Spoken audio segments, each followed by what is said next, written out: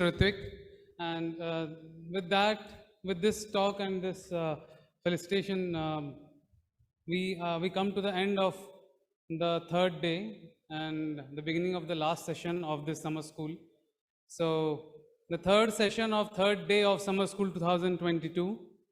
The topic is very interesting, and we are all waiting for this topic directly: science and Vedanta. So the topic is quite straightforward: science and Vedanta. The session chair is Professor Deva Prasad Das from Gopavandhu Ayurvedic College, and the session will be co-chaired by Sri Subhash Chandra Singh, Bhaktivedanta Institute, Kolkata.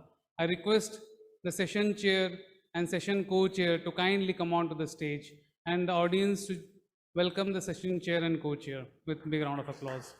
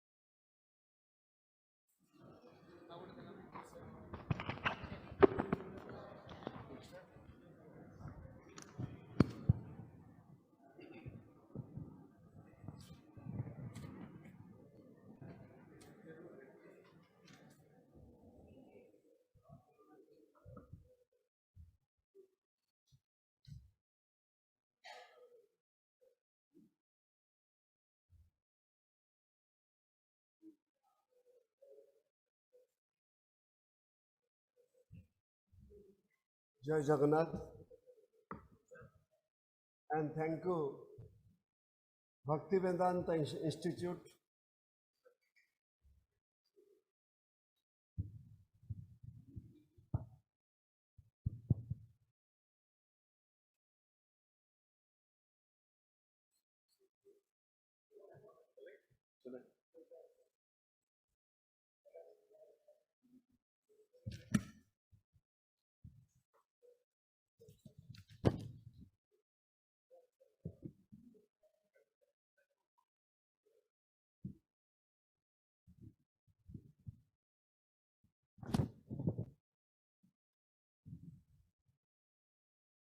thank you, Jagannath, and thank you, monks and scientists.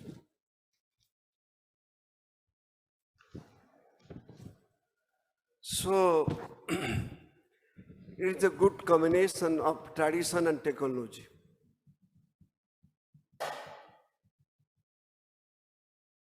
Thank you, Secretary, and thank you, Principal, Puri Gopavandhu Ayurvedic College. You gave me some place to chair the session, and my friend, co-chair, Mr. Singh. So, this session, I can invite Sri Dr. Harekrishna Mohanta.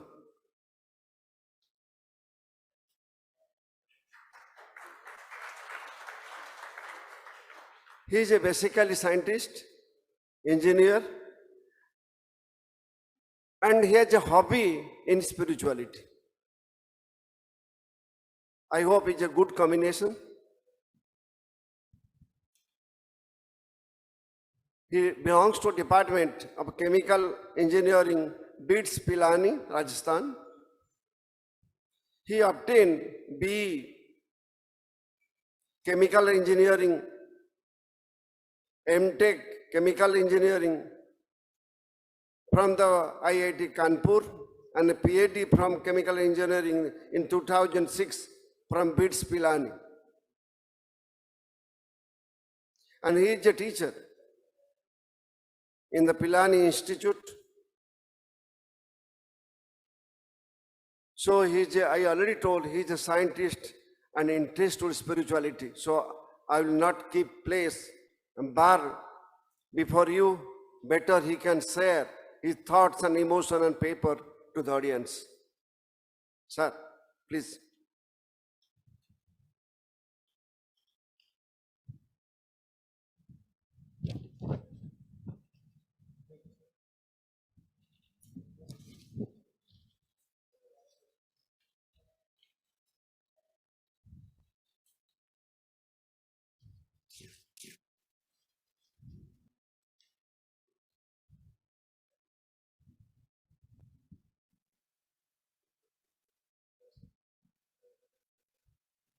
It,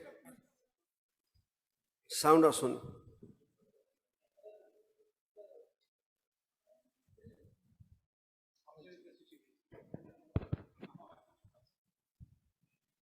Okay.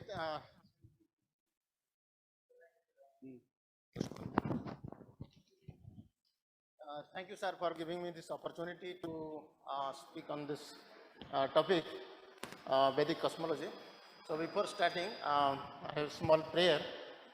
Om Ajnanatirandhasya Jnananjanashalakaya Chakshurunmilitam Jena Tasmai Shri Gurave Namaha Nirachala Nivasaya Jaya Paramatmani Balabhadra Subhadravyam Jagannathaya Te Namaha.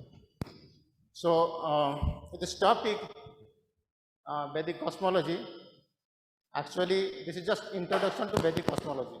So this is very vast topic. So here in this particular time frame, we'll be covering only a small portion of that, and that may give some idea, some glimpses of what Vedic cosmology is. So in Vedic science or Vedic philosophy, everything is based on a fundamental aspect, that there is a creator or supreme creator, and he has certain desires, and so there is creation, and thereby the creation has a purpose. Okay, so it's based on that. We can go to next slide, please. So I dedicate this to my internal spiritual master, Dr. T.D. Singh, His Holiness Bhakti Swarup Damodar Swami Sripal Maharaj. Next, please. Yeah, so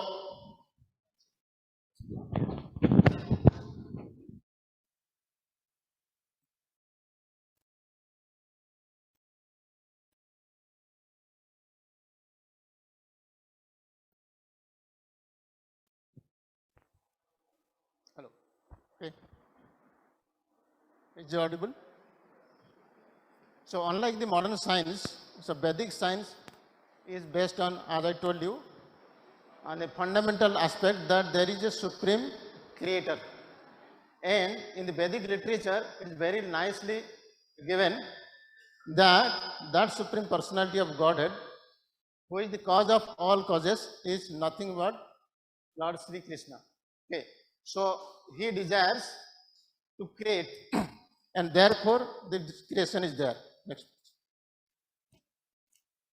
Okay. So entire spiritual and material universe is created by the Supreme Lord. So this is a fundamental understanding before we try to understand everything. So all, whether material or spiritual, entire creation is done by himself. Okay. So the Lord creates the spiritual universes using his spiritual energy in the ratio of 3 parts to 1 part material energy. That means the spiritual creation is very vast compared to the material universe or material world or material creation. So here we can see from this slide that if you see the whole slide, only one portion of that, one corner of that belong to the material creation. So it is just like it is 1/4 of the whole creation. That means the spiritual creation or spiritual world is very, very vast compared to the material universe. So now we'll be talking about the material universe, but we'll be talking about only one universe. There are a lot many material universes, all comprised together only a small portion of the entire creation by the Lord. Next. So before going deep into this Vedic understanding of creation and of course cosmology, so these three aspects must be understood. So the Supreme Lord, in order to do the material creation, he expands in three Vishnu forms. So one is the Mahavishnu, you can see here in the left hand side. Okay. Another is the Garbhodakasai Vishnu, and third one is the Kshirodakasai Vishnu or Paramatma. So these three Vishnu aspects are to be understood properly. So before we can understand what creation is. No.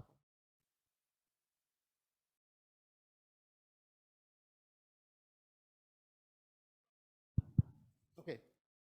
So Mahavishnu, he is also called as the Karanodakasai Vishnu because he lies down in the Karana ocean, the causal ocean, and the universes, they are generated forth from his body, just like sweats are coming out from our body, sweat drops, and then they become one universe. Okay, so this is so vast. He is so vast, and the universes, of course, they come in a small size, and gradually they grow to bigger universes. So this is, we'll be talking about Mahavishnu. So it's the first. Then second, after this creation of the different universes, so he has to enter through each and every universe as Garbhodakasai Vishnu, and then half of that universe will fill with water, that is called Garbhodaka, and then again he lies there. Okay, and then for that particular universe he will create, so he will create the material elements, and then he will create the Brahma of that particular universe. So that is called as the primary creation or Sarga. So up to that he will do, and after Brahma is created, so he will hand over the charge for secondary creation to Brahmaji, who will take care of all other creations in that particular universe. So now, from many universes, we are going into one universe, and in one universe there is one Brahma, and then there will be number of planetary systems and all that we'll be discussing. Okay, now when Brahmaji will be creating all this, the Lord again will help because he is not so powerful. So when Brahmaji will plan for different planetary systems, the Lord has to enter to keep them in their orbit system. So then he expands as Kshirodakasai Vishnu and enters into each and every planetary system, planets, and not only even planets, to each and everybody's heart, up to the inside of the atom. Okay, so here, what is the need? What is the need of creation? So there are two things.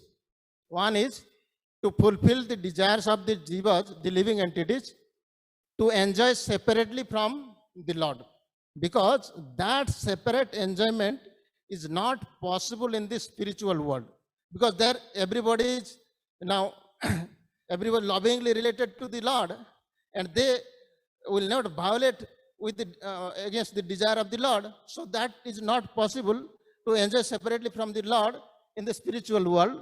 So therefore, whenever there is that desire, so for that living entity, that spiritual world is not the place. So Lord has to create another place, just like a loving father, when one particular son is not wanting to stay with him, so he'll give some property, some other place. So go there and enjoy. Similarly, Lord has to create this material world. This is one purpose. Second one, and now after coming to this material world, somebody will now come to senses that I was happy there. Okay, now I am getting so much distress. How to come out of that? How to regain my original state?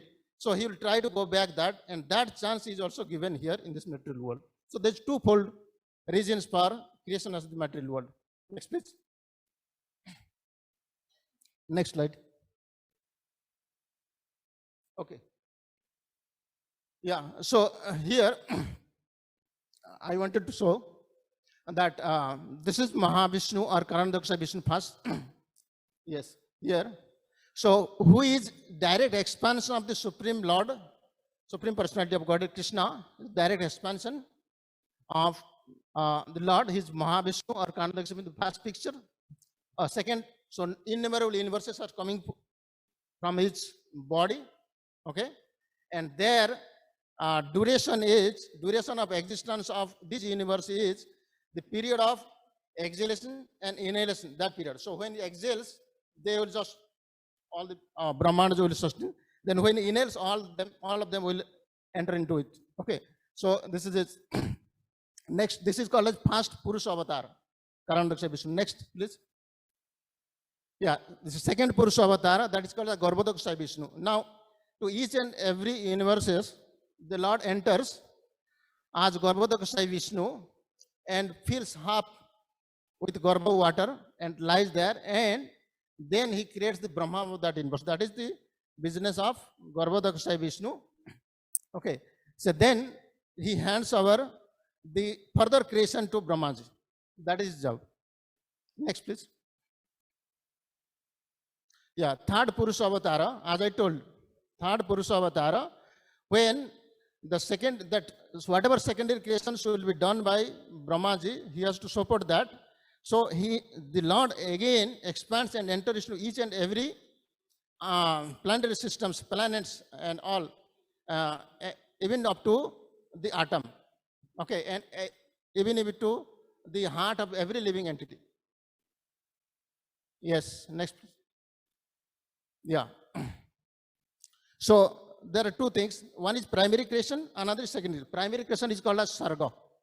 Sarga means primary creation of matter and elements. Because, so when Lord creates the material elements, those material elements will be required for further creation. So that he gives to Brahmaji. Just like a contractor may require various building materials. Okay, so these ingredients have to be supplied by the owner so that the contractor can do the construction work, similar like that. And second category, that is called Visarga, that creation which is done by Brahmaji, called Visarga. Next. Yeah, here just a glimpse of how this universe is. Like, I am taking only one example, one Brahmanda only we are considering, and beyond that there is spiritual world. So there is, so you can see here there in the middle, just like, yeah, there is Mahavishnu, or is called as Karandaksha Vishnu, and there are innumerable universes which are floating on the Karanos, jal, water. So one of them you can see, only one of them, that is Garbhodaksha Vishnu, and the Brahmaji is created in that we are showing. Now, there are not only one Brahmanda, there are many Brahmandas are there. Okay, all of them are in that. So above that, there is a dividing line which divides from the material world to the spiritual world. So that is called, then that is the Biraja, the dividing line. Beyond that, there is Brahmajyoti. So Brahmajyoti, in the Brahmajyoti, there are all Vaikuntha planets are there. Innumerable Vaikuntha planets, these are part of the spiritual world. Okay, next please. Okay, so now just giving you some idea how the creation takes place. Okay, so there are various models, like modern theory also there is Big Bang theory. So in our Vedic version, so Dr. T.D. Singh has given us this theory. It is the theory is there in the Srimad Bhagavatam. So he given this word like big vision theory.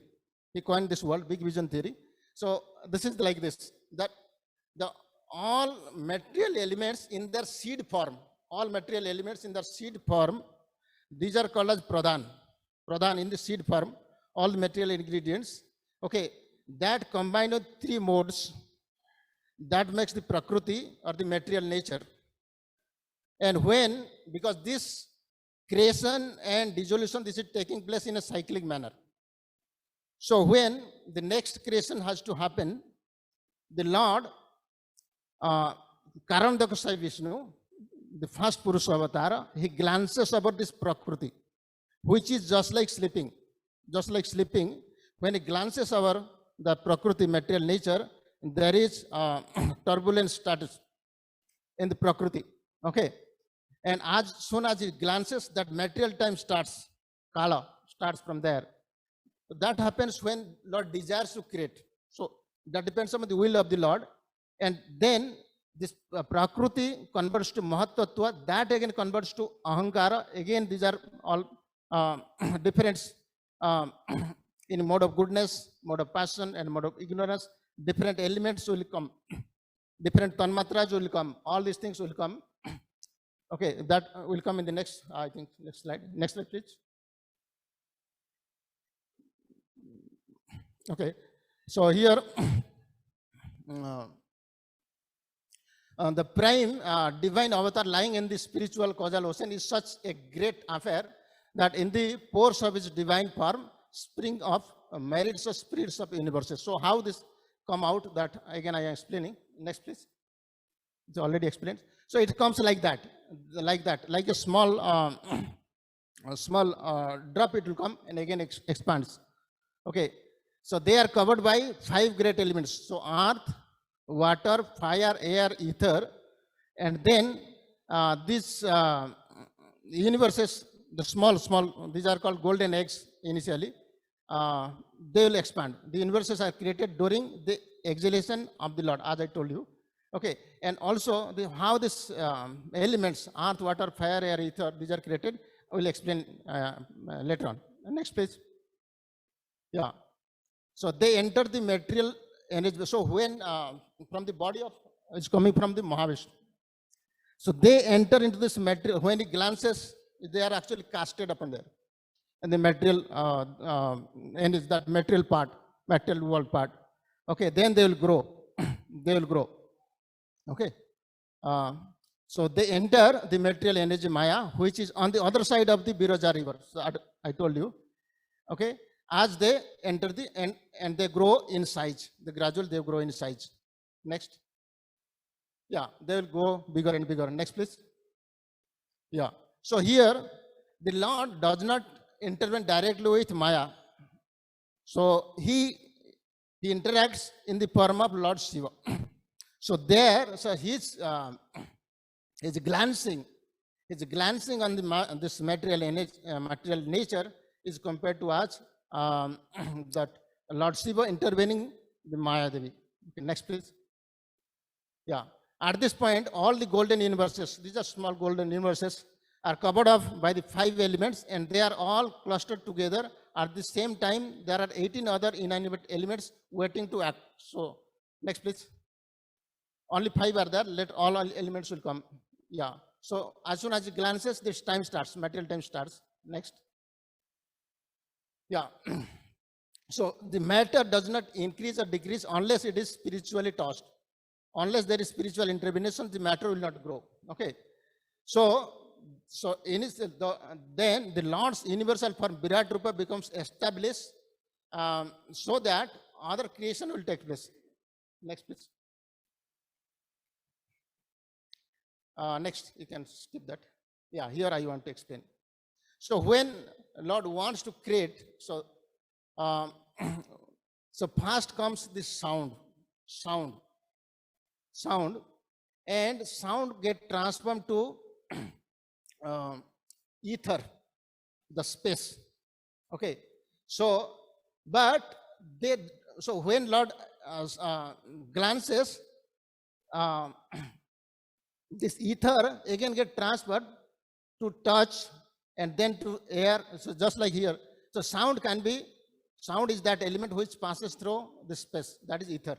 Okay, so that means ether contains sound. Now when it further get transformation, that it get transferred to touch.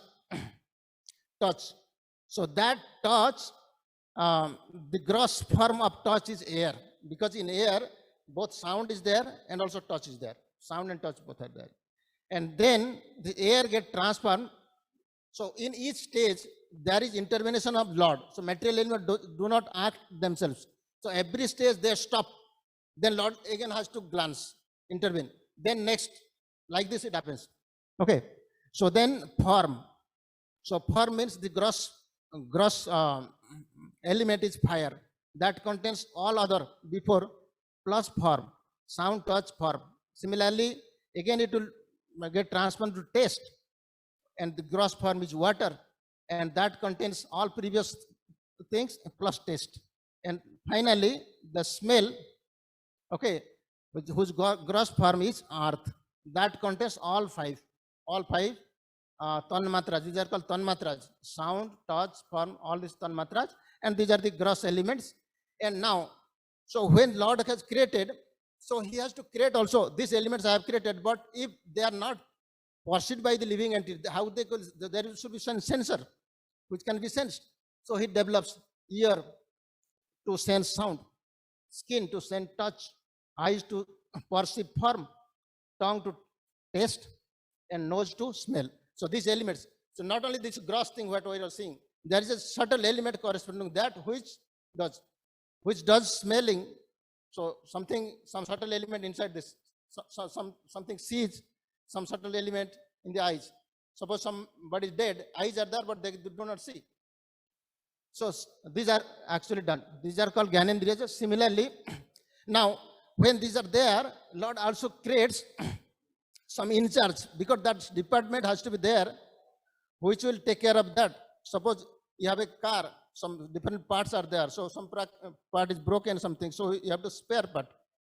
So some in charge must be there. So he creates this post, this for ear, Dig Devatas, for touch, Vayu, for form, Surya. These are in charge, various demigods in charge. Okay, these are Devatas, which are in charge of these elements. And then Karmendriyas, because they have to living entity, they have to survive. So Karmendriyas and corresponding Devatas in charges. Right now, Devatas are not formed. That they will be formed in secondary creation when Brahma will create. But the posts are created now. Posts are created now. We will be occupying this post later on. Next page. Okay, when the desires of the living entities are strong, the Lord sprouts a golden lotus from his navel. The firstborn Brahma is brought into this universe.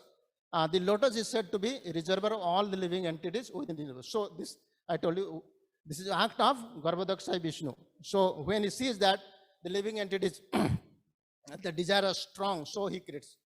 So next please. Yeah, the Visarga, the secondary creation. So up to this primary creation, okay, primary creation is up to Brahma's creation. All these elements plus Brahma. This creation up to primary creation. And then secondary creation will be done by Brahma. When Brahma appeared, so when Brahma appeared in the universe, he is alone, nobody is there, so he is bewildered. What is my duty? What I am supposed to do? He does not do anything. So he bewildered. So when Brahma appeared from the lotus, he was bewildered at first. He ventured around and became afraid. So what is my duty? He just looked around, nothing is there. He is not able to see because lotus is very big. From the Sagar to the top of the universe, it is there. And he heard a voice. So he had just simply heard a voice, do tapasya, tapa. Then he did tapasya for many years. And then he actually, he was revealed within his heart about the Lord. Okay, next please. So thereafter Brahma started the creation of many other elements as well as the upper, middle and lower planetary systems. So now he will create the upper planetary system, middle planetary system, lower planetary. So this is the secondary creation, part of the secondary creation of Brahma. Yeah, next. Okay, so in nutshell, so there are three. Initially Brahma divides the whole universe into three parts. Initially, then later on 14 parts. Initially, he divided into this Swargaloka, Martaloka and Pataloka. Initially 3 divisions he did, and then later on he made it to 14 divisions. That's 7 up, including Bhuloka, and 7 down. Up, so Bhurloka, Bhuvarloka, Swarloka, Maharloka, Janaloka, Tapaloka, Satyaloka. Satyaloka is Brahma's abode. Brahma, where Brahma, that lotus flower was sprouted, there where Brahma was born, that is Satyaloka. And below, Atala, Bitala, Sutala, Talatala, Mahatala, Rasatala, Patala. So these are the lower planetary systems. And below that also there is some that is hellish planets are also there. Yes. And next, please. Next. Yeah, so here as the universe you can see, this is just a universe means Brahmanda in Sanskrit, Brahma's egg, or it is a golden egg, so it's just like egg shape. So that's why it's Brahma's egg. Okay, so these are the locals as 14 planetary systems. Okay, next please. So here just giving some ideas. Okay, so this this Vedic cosmology we are presenting from Srimad Bhagavatam. Okay, so there may be some contradiction with the modern understanding, but we are presenting what Bhagavatam says. So we have nothing to nothing personal in this.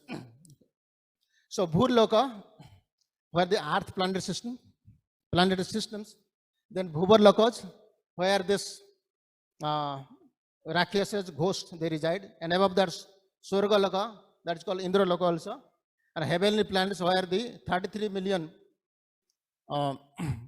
demigods they reside, and demons. Then Moharloka, Janaloka, Tapaloka, Satyaloka, like that, they are upper, and below Atala, Vittala, Sutala, Taratala, Mahatala, Satala, so there also living entities are there. So there is not a single place where the no living entities are there. So it is modern scientists, they don't believe that living entities are there throughout, but it's Bhagavatam, so living entities are there throughout the universe. Next, please. Yeah, here, there is a difference here. What Bhagavatam presents is actually, there is a Bhumandala. So this Bhumandala, actually, it covers the entire circumference, diameter of one universe. That is Bhumandala. That is Bhumandala. It's not only the Earth planet you can see. So here is the difference. And we have to, so there will be contradiction here. So this Bhumandala is, okay, see, this is just in the middle of, around the middle of the universe. And below that Garbhodaka ocean is there. And above, all the lokas are there. This Bhurloka, Bhuvarloka, like, and Swargaloka, these are there. Okay. So here, what it says is that Ananda Sesha resides on the surface of Garbhodaka ocean and holds the entire the earth from beneath. So here, the earth is not this earth we are referring to now. So this earth, whatever mentions in Bhagavatam, this is entire Bhumandala, it is like that. Okay, and it is depicted as a flat thing. So this entire Bhumandala is as a total surface, this is considered. Next, please. So here you can see a little bit. You see, the Garbhodaka is around 50%. 50% is filled with Garbhodaka. So below nothing. So only Lord has to reside there, and the Brahma of that universe is created. Okay, so now this small portion here. So the Bhumandala, then Earth somewhere, we will come to that. And then above that, these are the planets which are as per our scripture. Okay, so sun, so modern science, they don't believe. So Bhagavatam, what Bhagavatam says, sun is closer to earth, closer to Bhumandala compared to moon. Moon is far, like that. So Rahu, Ketu are there, sun, moon, then Venus, Mercury, Mars, Jupiter, Saturn, all this. Okay, these are in the middle. Then above that, Moharloka, Janaloka, Tapaloka, Satyaloka, these are beyond. These are quite beyond. Next. Okay, here actually in a nutshell, everything is there, but actually it is very, very small, so we cannot read out. So you can see this at the middle, this Bhumandala, the middle. So these are this is divided into 7 islands, deepas. Okay, 7 oceans, 7 islands. So these are alternatively, and just in the middle there is something called as there is a Meru or Sumeru, which is 1 lakh jojanas height. 1 lakh jojanas height, and 1 jojana is around 8 miles. So you can, so 8 lakh miles it is, but 84,000 jojanas above the surface and 16,000 jojanas below the surface. That is the Meru. And the Bhumandala is like this. And below that, there are the lower planetary systems which are Attala, Bittala, Suttala, Talatala, Mahatala, Satala. Of that, then below that, there is some hellish planets. And below that, there is that Garbhodaksha Vishnu. And from whose navel that goes up to this, at the top, Brahmaji is created. Okay, so this is in a nutshell. In a nutshell. Next please. Okay, the universe is not just empty. So it is covered by 7 layers. These are the 8 layers of concentric cells. These are all elements, whatever initially I told, earth, water, fire, air, ether. These are actually circulated. So this universe, just like the egg has a covering, the cell. Similarly, this is having, there are 8 layers are there, 8 layers. Next, please. Yeah. So now I was telling about the Bhumandala, how they're divided. So the central part is called Jambudipa, which we are part of. We are part of Jambudipa. Then there is salt ocean, ocean of salt water. Then Plakshadipa. Then the ocean of sugarcane juice. Then Salmodipa. Then liquor ocean. Then Kusadipa, the ghee ocean. Then Kronchadipa, covered by milk ocean. These are concentric circles actually. Okay. Then Sakadipa, covered by yogurt ocean. Then Puskaradipa, covered by freshwater ocean. So these are in the entire Bhumandala we are talking about. So we cannot believe. So we don't have that information even. So we don't have reach. Okay. But what Bhagavatam says, we are just presenting. Next, please. So these are the 7 islands. So Jambudipa surrounded by ocean of salt water, Plakshadipa, like that, all 7 dipas are there. Okay, next. Okay, now coming to Jambudipa, which are part, that is just the innermost concentric circle, which contains the Meru, Sumeru. So this is again divided into 7, these are 9 varsas. Okay. And one part is Bharatvarsha. Bharatvarsha is just below. Okay. Then there one verse. So each verses they are divided by some mountain ranges. So these names are also given. Bharatvarsha, then Kimpursa Varsha, Harivarsha, then Bhadrasa Varsha, then Ilabruta, middle one is Ilabruta Varsha, then Ketumala Varsha, then Ramyak Varsha, Hiranyamaya Varsha, and Kuru Varsha. And in between them there are mountains. So these are described in Srimad Bhagavatam. Okay, that was the top view, and this is the front view. The front view, you can see that Meru. The Meru is just in the middle, 84,000 jojanas high and 16,000 jojanas below. It is spreading. Okay, next. Okay, at the top of this Meru, actually the stations of center is Brahmapuri. So just like the different government, they put their embassy in different countries. Similarly here in this material, so all the Dikpalas and Brahma, so they have their places. Okay, at the top of this huge Sumeru mountain. Okay, next please. So this is the top view. Next. Yeah, and each in Bhagavatam describes in each Varsha there is a presiding deity, and the people there are the main deity there. These are given who worship and what then. Okay, in Bharata Varsha there is that Naranarayana. Okay, in Kim Purusha Bhatta Lord Rama is being worshipped. Like that, there are in all nine Varshas, there are different deities and their main devotee and their associates. Okay, next. Yeah, here, so one interesting thing which I discussed there in Bhagavatam, like when, how this Ganga, Mother Ganga came to this material world. Actually, originally, Mother Ganga was not there in the material world. When Lord Vamandeva, actually he lifted his left hand, okay, and he expanded his leg, his left toe, actually pierced the 8 layers of the universe.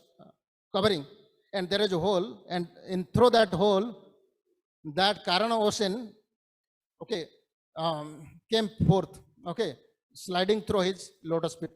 So that is Ganga, and that falls here in this Brahmapuri, and then it divides into 4 parts, okay, 4 branches rather, and they go to different verses.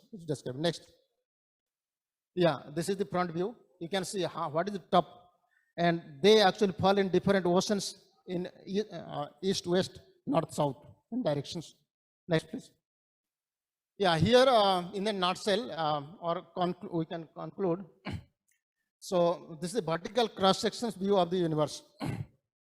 What is there? So there is, you can see here, Satya Loka, that is the topmost Brahma's Loka, that is Tapal Loka, Jan Loka, these are actually visible. But and below, there's very small, like that means, so when we take it out separately in the right hand side, so you can see there, here we can see this Bhuvandara, then sun, then Rahu Ketu, then moon, and then these are the nakshatras, 27 nakshatras, the zodiac, okay, then all other planets, planetary systems, what planets, the Navagrahas, they are there, okay, and then there is the Dhruv, this pole star, and Saptarshi, all these are there, okay.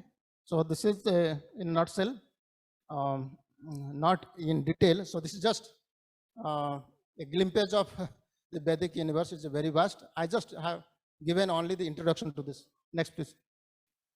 So our devotees, they have actually, they have made a model of that, and they're trying to make a Vedic planetarium in Mayapur. So this is just a model of the Vedic universe. So whether it corresponds to modern universe or not, that is not a question. So I'm not going to take that question. So what Bhagavatam presents, we are presenting as it is, without adding anything or deleting anything. Thank you so much. Next, yeah, thank you. 10 minutes. Yes, sir, 10 minutes. Please. Any question?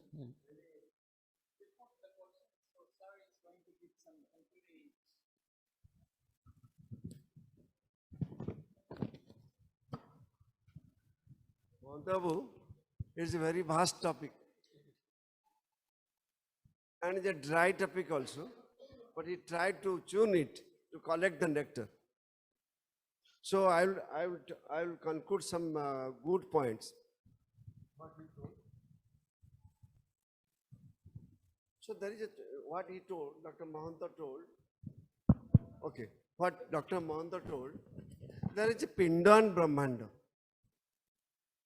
Pinda and Brahmanda. What inside the body, same thing, the environment and man is made from 5 basic elements, what he told.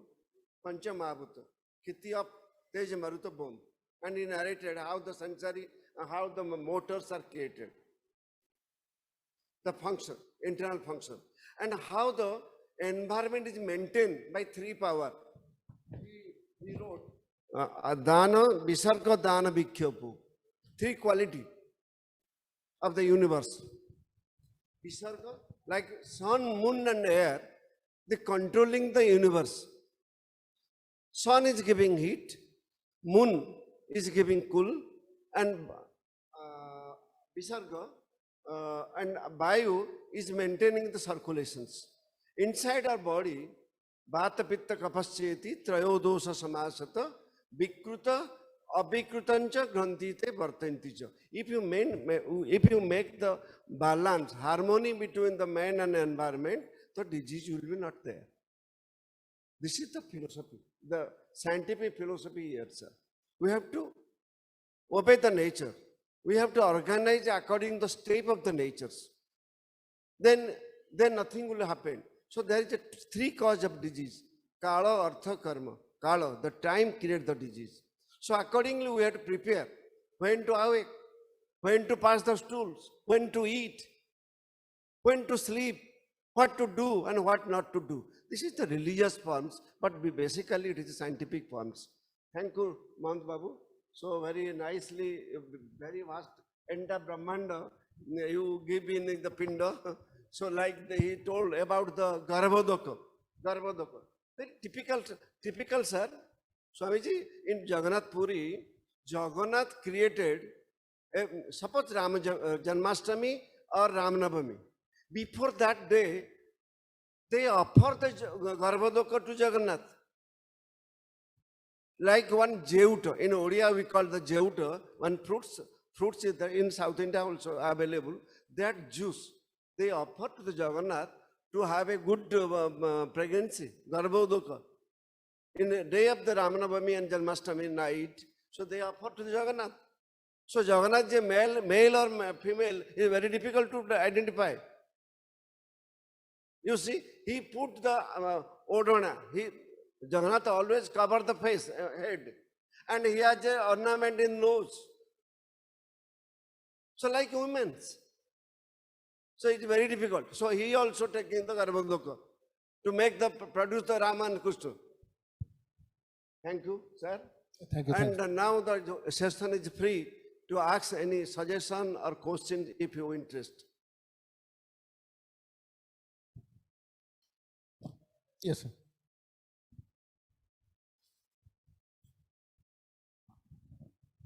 My question is that in this model of universe and origin of universe, how does this model actually stipulate upon the death of a star or a death of a destruction of the matter?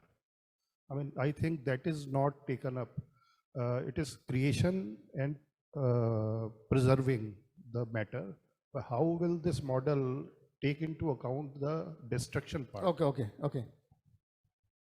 Can you go to the last?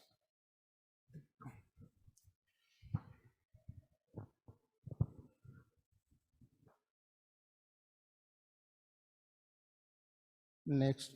Okay, so I'll come to that question. So Brahma has a lifetime of 100 years in his calculation, but in our calculation, it comes to be this 311 trillion 40 billion years. Okay. So after this, at the end of his entire creation, all the universes destroyed by the Rudras will destroy, and this is called total annihilation. Next. Yeah, so total annihilation, what will happen? The first element will next subtler, and so it will come just like subtle to gross started. So gross to subtle, it will start, they will again come, and they'll merge inside. Like the earth, all earth, the solid will become liquid. So liquid, then this water, earth element will merge in water element, liquid. And then all water element will merge in air, that bio element. Okay, like that this will start in the reverse order. And then finally it will come as in a very seed form known as pradhana. That pradhana will remain always. Pradhana will remain always, but that will just like with a sleeping or equilibrium state. Okay, and then when Lord will try, will start the next question, he has to intervene that, will glance over that, then again it will start emerge from subtle to gross. Is that answer?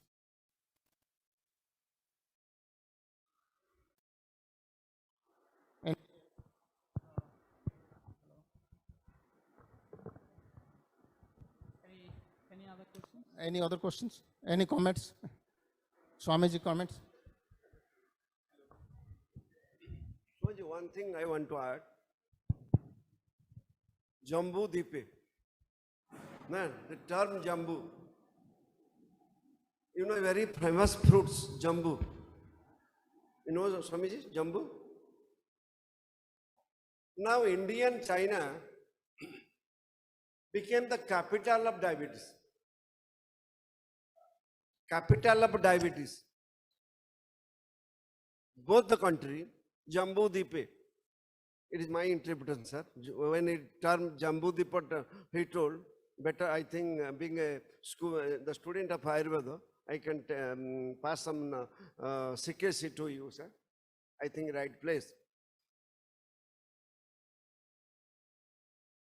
So when we pray the Ganesh, he gave some image. Ganesh is there. Kapitha Jambu Phalacharu Bhakshanam. Uma Sutam, the mantra, the iconography and mantra of Ganesh. Uma Sutam Bhuta Ganadi Sevitam. Uma Sutam Bhuta Ganadi Sevitam. Kapitha Jambu Phalacharu Bhakshanam.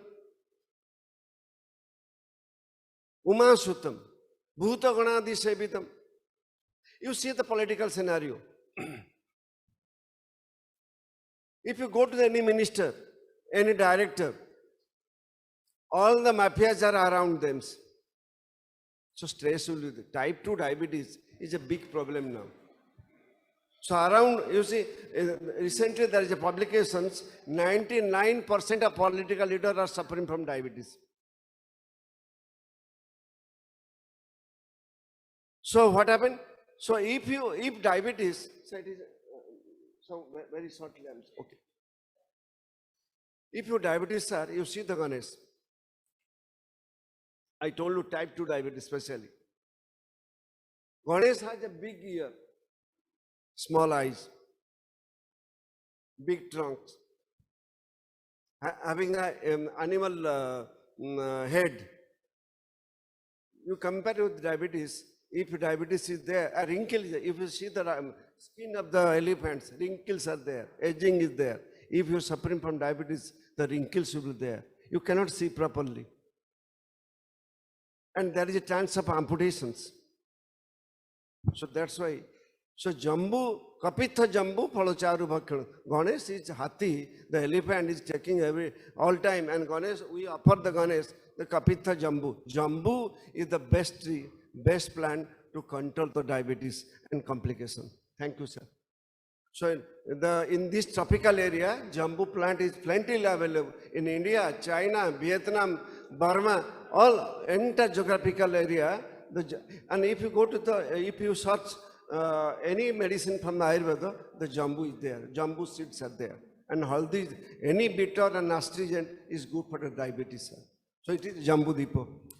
Thank you so much. Our Professor Harekrishna Mohanta, he concluded 10 minutes ahead of his time. That's why our chair has taken a little bit of the time, and it was very good. And now we have another question from Manish. This question is, when astrologers calculate Bhavishya, do they calculate the nature of a being according to the alignment of planets and star of scientific planetary system or Vedic planetary system? I hope our professor will give some hints. It's very obvious that this Vedic Panchanga, so that is based on the Vedic planetary systems. So the Navagraha systems, which include Rahu Ketu, 7 plus 2, so that is based on this Navagraha. So all the calculations, what are Panchanga, horoscope, etc., these are as per this planetary system, Vedic planetary systems calculated. And Western, I don't know whether what is their basis. Okay, I don't have any comment on that. Any other comment, questions? Yes.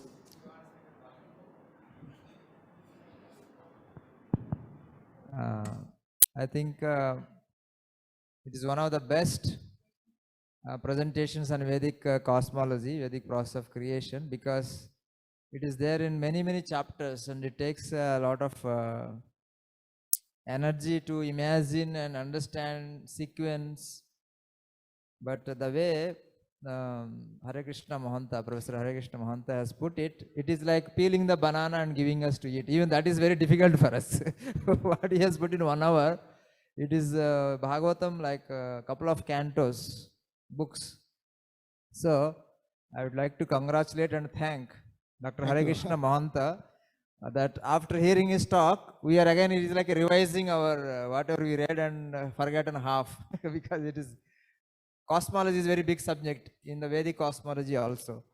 So thank you, Dr. Harekrishna Mohanta. We request you to come every conference and present this so that we refresh with this. and it's not very easy to remember. So, but some of these concepts can be helpful in our research. We may, so he very transparently presented the Vedic cosmology. Sometimes we tempted to put our model and Vedic model together, and the audience, they don't know what actually is Vedic model, what actually is the speaker's model. But Dr. Mohanta, he has put purely very nicely. This is model presented in a way of Srimad Bhagavatam, and it's good for us to absorb it first. If you want to utilize concepts in one concept in another place, it is important for us to absorb actually what this model is, irrespective of its correctness, because when we sometimes focus on correctness, we lose the bigger picture and the concept, whole concept. So this presentation gives us the overall concept of Vedic cosmology and creation. It could be helpful. But for example, when I hear universe is coming from the pores of the Vishnu, from Pradhana, which is the basic or unmanifested form of energy, it reminds me a little bit about Big Bang. Big Bang is one of the, I'm not saying it's correct, but you may find some interesting inspirations, like our founding fathers of quantum physics, they found inspiration in Vedanta. Similarly, in modern cosmology, we may find some concepts useful. If may not be exact form, but they can be incorporated. Thank you, Dr. Mohanta. It's a very wonderful, excellent presentation. Thank you very much. Thank you, Swamiji, and I would like to thank the Bhaktivedanta Institute for giving me this opportunity to speak on this particular topic. Thank you so much. Any other questions?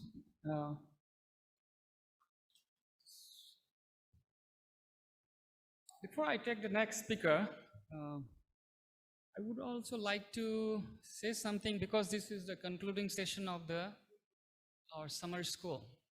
The purpose of this summer school is to share among the delegate and speakers. Yeah, but in this last conclusion session, I'm saying only a few numbers of delegate and speakers here. This is like a marathon, 46 kilometers running, and many cannot reach to the final goal of this, like, those who remain are the stubborn, and they are really very inquisitive, and I really thanks for being with us in this seminar final session. This final session is, need for a new science. So this Vedic cosmology is another one option. This involves higher dimensions. Our professor, from BSU in the morning session, that our Sandeep Kumar, he had talked about something on the, say, theoretical axioms and mathematical, say, equations about the higher dimensions. Though some of our delegates here and even the speakers, we may be not very much familiar with the higher dimensions, but there is one section, division of the quantum mechanics, that is the M theory, that involves in the higher dimension, but they call it as a multi-dimensional nature of the universe. That added 6 more dimensions to our space-time continuum. But our founding director of Bhaktivedanta Institute, he had given us some perspective about the higher dimensions, especially in the nature of our Vedic cosmology. And Bhaktivedanta Institute had a kind of journal in the 1989. In those days, we were either in this world or not, we don't know. And once I inquired about this Vedic cosmology, he said that our Vedic cosmology cannot be represented in the 3-dimensional model. What that means, that we have to elude it in the future seminar and summer classes. That is very important. Only with that higher dimensional perspective, we can easily understand what is Vedic cosmology, because there's a invisible planet like Rahu and Ketu, right? How can we define with the modern, say, empirical, say, hypothesis that we have been learning about the cosmology? Carl Sagan, one of the founding modern, cosmologists, is very famous. He accepted that our Vedic cosmology is very close to this modern astrophysics or cosmology. The reason is that I just want to sort up a little bit before I speak about, I want to invite our last speaker. Just for an example, the space-time, whatever we talk about the universe and what we talk about life, as per our mentor, Gurudev T.D. Singh,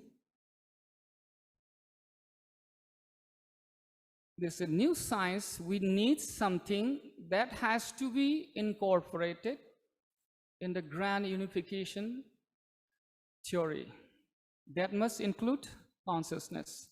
So consciousness is the one of the symptoms that we living being has. Without consciousness, certain aspect in the quantum mechanics about consciousness, that the physics encounter consciousness, the observer's consciousness, that involved with the experiment he does. Without consciousness, no Schrodinger's case, nothing will happen. And Einstein's and Bohr's conversation of, if I'm not there, whether the moon and the sun will be there or not. This is all involving with the consciousness. So consciousness must be included in these grand unifications. Then, if consciousness is there, that involves a kind of physical laws of nature. What we have experienced today is just a kind of some fractional manifestation of the nature. So there is another higher laws of nature. It's called para-prakriti, that we have not discovered so far in the empirical views, but it is there. There are many other aspects of reality, but this is a little bit subjective. All of us are having dreams. In dreams, we have some kind of premonitions, a remote viewing. Certain things are happening that individually we cannot have this kind of experience, but in some degree, like in the science, we are having discussion more on the, say, mathematical models of the universe, consciousness, and biophysics, all subjects, But likewise, there is also some discipline to know higher aspect of nature to be discovered. So now, I would like to invite our next speaker, K. Vasudeva Rao. Before I invite him on the stage, yeah. So let me just read out a little bit of his VC.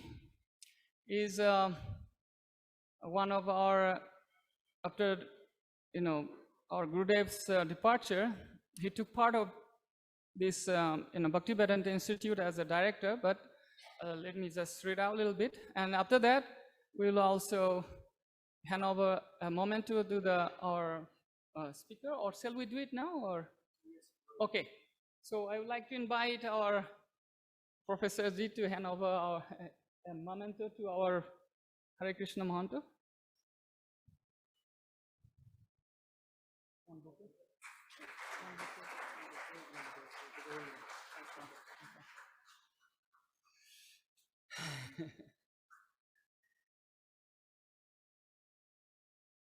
Sri Vasudeva Rao is an alumnus of the prestigious IIT Kanpur, and his field of study was in the computer science from 1998 base. Right after that, he joined Bhaktivedanta Institute and is currently the president of the Bhaktivedanta Institute, Kolkata. He is one of the major contributors to Bhaktivedanta Institute's publications and also the editor of Bhaktivedanta Institute's reputed annual journal called Savagyanam. scientific exploration for a spiritual paradigm. He traveled widely across India and abroad, creating awareness regarding the interface of science and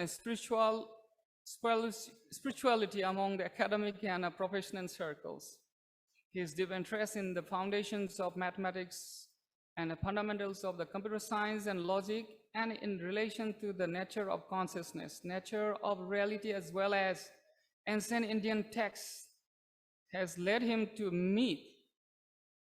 interact with the renowned scholars of Harvard, Princeton, Stanford, and MIT. He has delivered numerous talks on computer science and spirituality. Under his able guidance, the supervisions more than 10 national conferences, 2 international conferences, and over 100 seminars and workshops on science and spirituality have been organized by the institution in the past decade, which include contribution from more than 20 Nobel laureates and world-renowned scholars. In addition, over 200 papers have been published by the Bhaktivedanta Institute.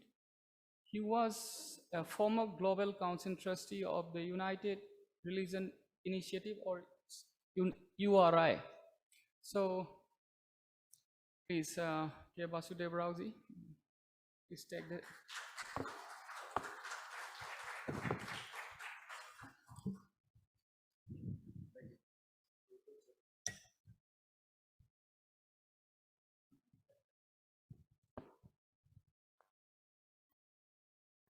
Hello.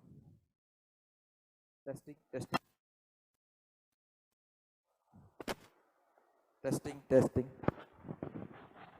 Okay.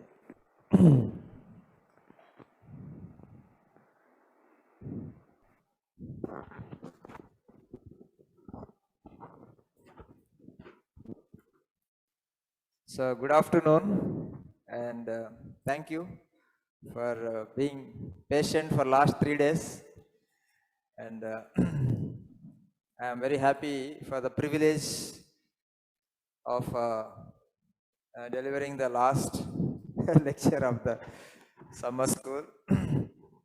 And my topic is Foundations of a New Science. Some part of it I have presented earlier in IIT recently, but there is second part, you will find something new. So our summer school is Foundations of a New Science. So next.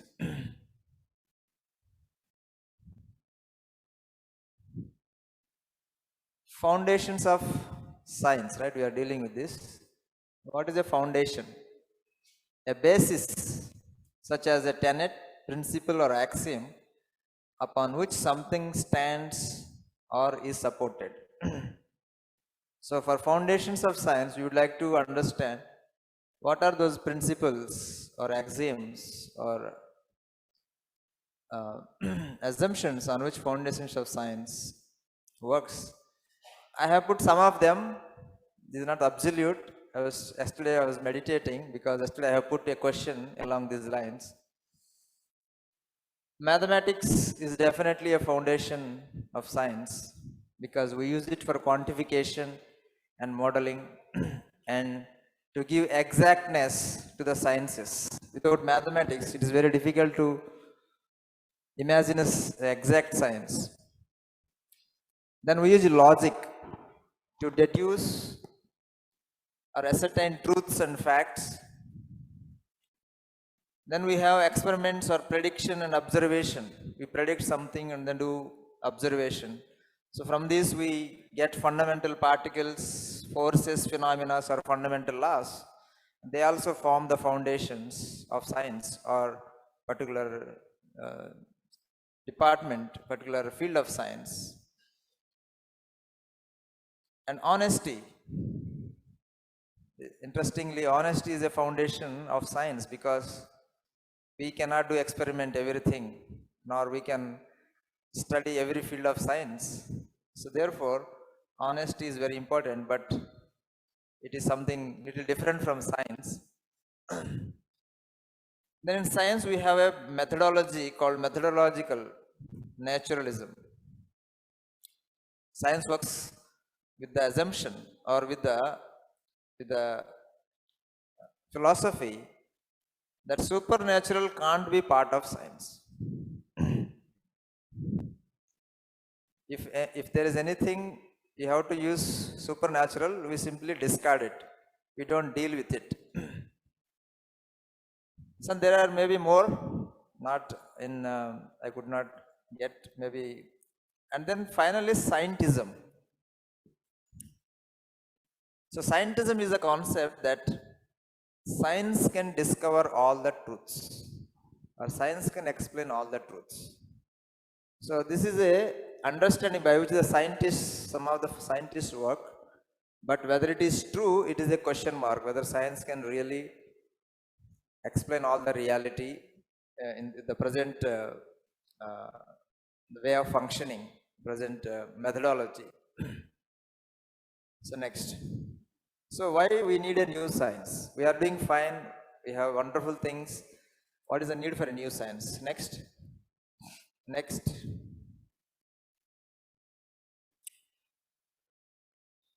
Next. Next. Next. Okay.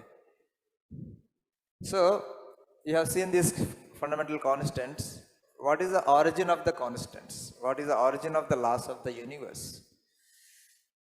If we try to explain through science, then there is no scientific explanation. Next. Next. So one of the possibilities is that there is a multiverse, there are other universes. Different universes have different constant values, and our universe is supposed to be the universe, lucky universe. So we got this universe, these constants, and we are so here, the life was possible. Next. But we don't have scientific evidence of other universes. So therefore, what we have is that two possibilities.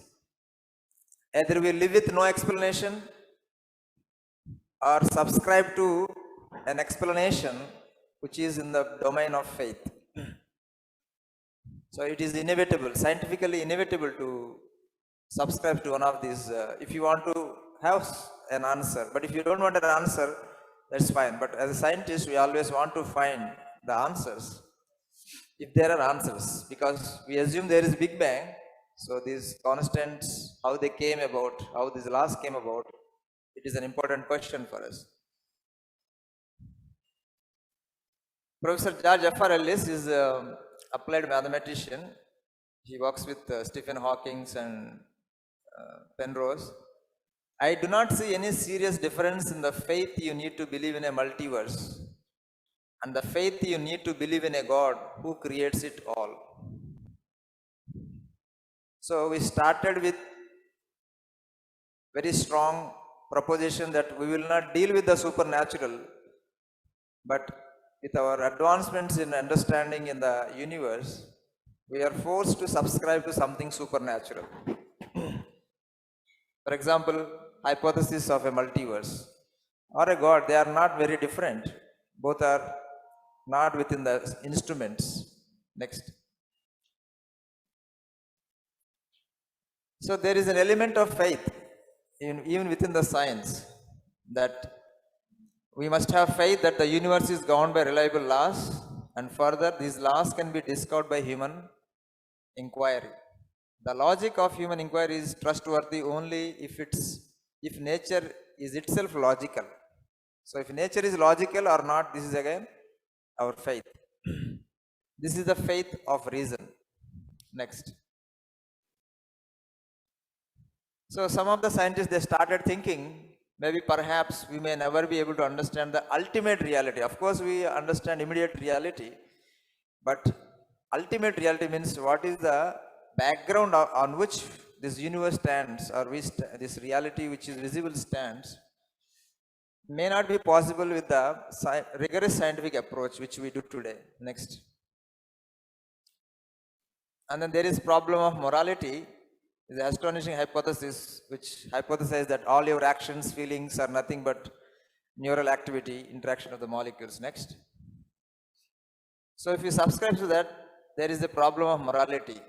How do you account somebody as responsible for his actions? Right? If it is only a neural activity, then whom do you punish? Do you punish the neurons or do you punish the person? So these problems will come next. Then there is issue of responsibility. When we send robot to the universe, to the space, we don't feel responsible. It's okay if we don't get back the robot. But if you send a human being, we feel responsible. So the issue of responsibility, inherently we have some understanding about life. And next. Therefore, the legal issue of responsibility seems to imply that there is indeed within each of us some kind of an independent self with its own responsibilities. Next. Another important aspect which is making us think about our foundations of science is the consciousness field. I think many of you have heard enough on this hard consciousness, hard problem of consciousness and easy problem of consciousness. So hard problem of consciousness is the experience. How do we explain the experience? How do we quantify it? Or how do we explain the phenomena of experience itself? Next. Next. For example, what is it like to be a bat? Thomas Nagel has asked, what is it like to be a bat? Whatever mathematical models we develop, whatever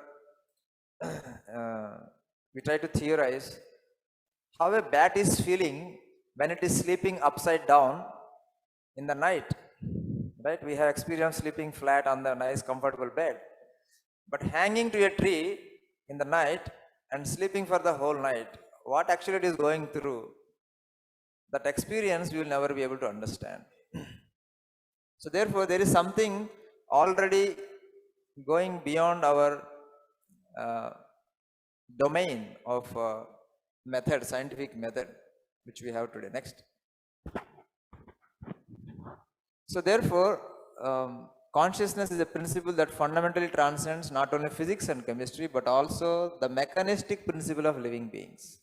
So some further one step ahead, that the consciousness is something beyond mechanistic principles, like one lever pushing another lever. There is something very different from that conception of understanding of nature, mechanics. Next. Next. Next. Next. Another very important thing is that totality of the forces. We know there are fundamental forces, and we feel very comfortable that we can explain everything. But the question is that there is possibility that there may be forces other than the four forces known in science. It is unreasonable to think that we already know enough about the natural world to be confident about the totality of the forces. Like electromagnetism, one fine day we found it is completely fundamental new force. Like that, there may be other new forces in the nature. Are we sure? Do we know the universe enough to be confident that there are no new other forces? This is an important question. That is again an act of faith. Next. Next. So religion, all faith, science, all proven. This is not completely true. Of course, it is true, religion, a lot of portion is faith is there. In science, a lot of the portion is experimental and verified. But in science, there are a lot of things which are experimentally verified. And in science, there are many things which are based on faith. So this conception we have to little bit amend. Next. For example, faith, we trust our instruments. We take a reading from the instrument, we assume that the reading is correct, right? Instrument is giving the reading correct, but how do we make sure that it is giving correct? It is a faith. And then sometimes we also make mistake. The instrument is giving correct reading, but we may not be noting down properly. And then we trust our logic, we trust our others' experiments, we trust journals, the big trust. They just give us graph. They don't give their experimental data. Every day they are noting down in the laboratory, they don't publish it. They publish some data, but that fits the curve nicely. And whatever their hypothesis is. But we have to keep it, otherwise we cannot do all the experiments.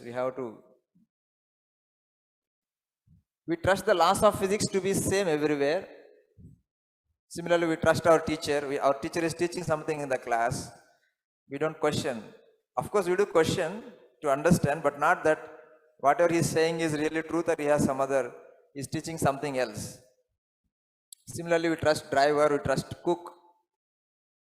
So faith is inevitable in every human activity, either science or religion. So we need to properly acknowledge this in science and create space for this, which area is we can allow faith to operate, or which we acknowledge that, okay, this is the area faith is involved. Next. Similarly, origin of life. Next. Then deeper meaning of life. This is a little bigger quote. I would like to read it. That if we mechanistically understand the universe and our own selves, it could have complications or implications for our welfare, for our happiness. Charles Darwin is expressing, I have said that in one respect, my mind has changed during the last 20 or 30 years. Up to the age of 30 or beyond it, poetry of many kinds, such as the works of Milton, Gray, Byron, Wordsworth, Coleridge and Shelley gave me great pleasure, and even as a schoolboy, I took intense delight in Shakespeare, especially in the historical plays. I have also said that formerly pictures gave me considerable and music very great delight. But now for many years, I cannot endure to read a line of poetry. I have tried lately to read Shakespeare and found it so intolerably dull that it nauseated me. I have also almost lost my taste for pictures or music. Music generally sets me thinking too energetically on what I have been at work on. Instead of giving me pleasure, I retain some taste for fine scenery, but it does not cause me the exquisite delight which it formerly did. Next. My mind seems to have become a kind of machine for grinding general laws out of large collection of facts.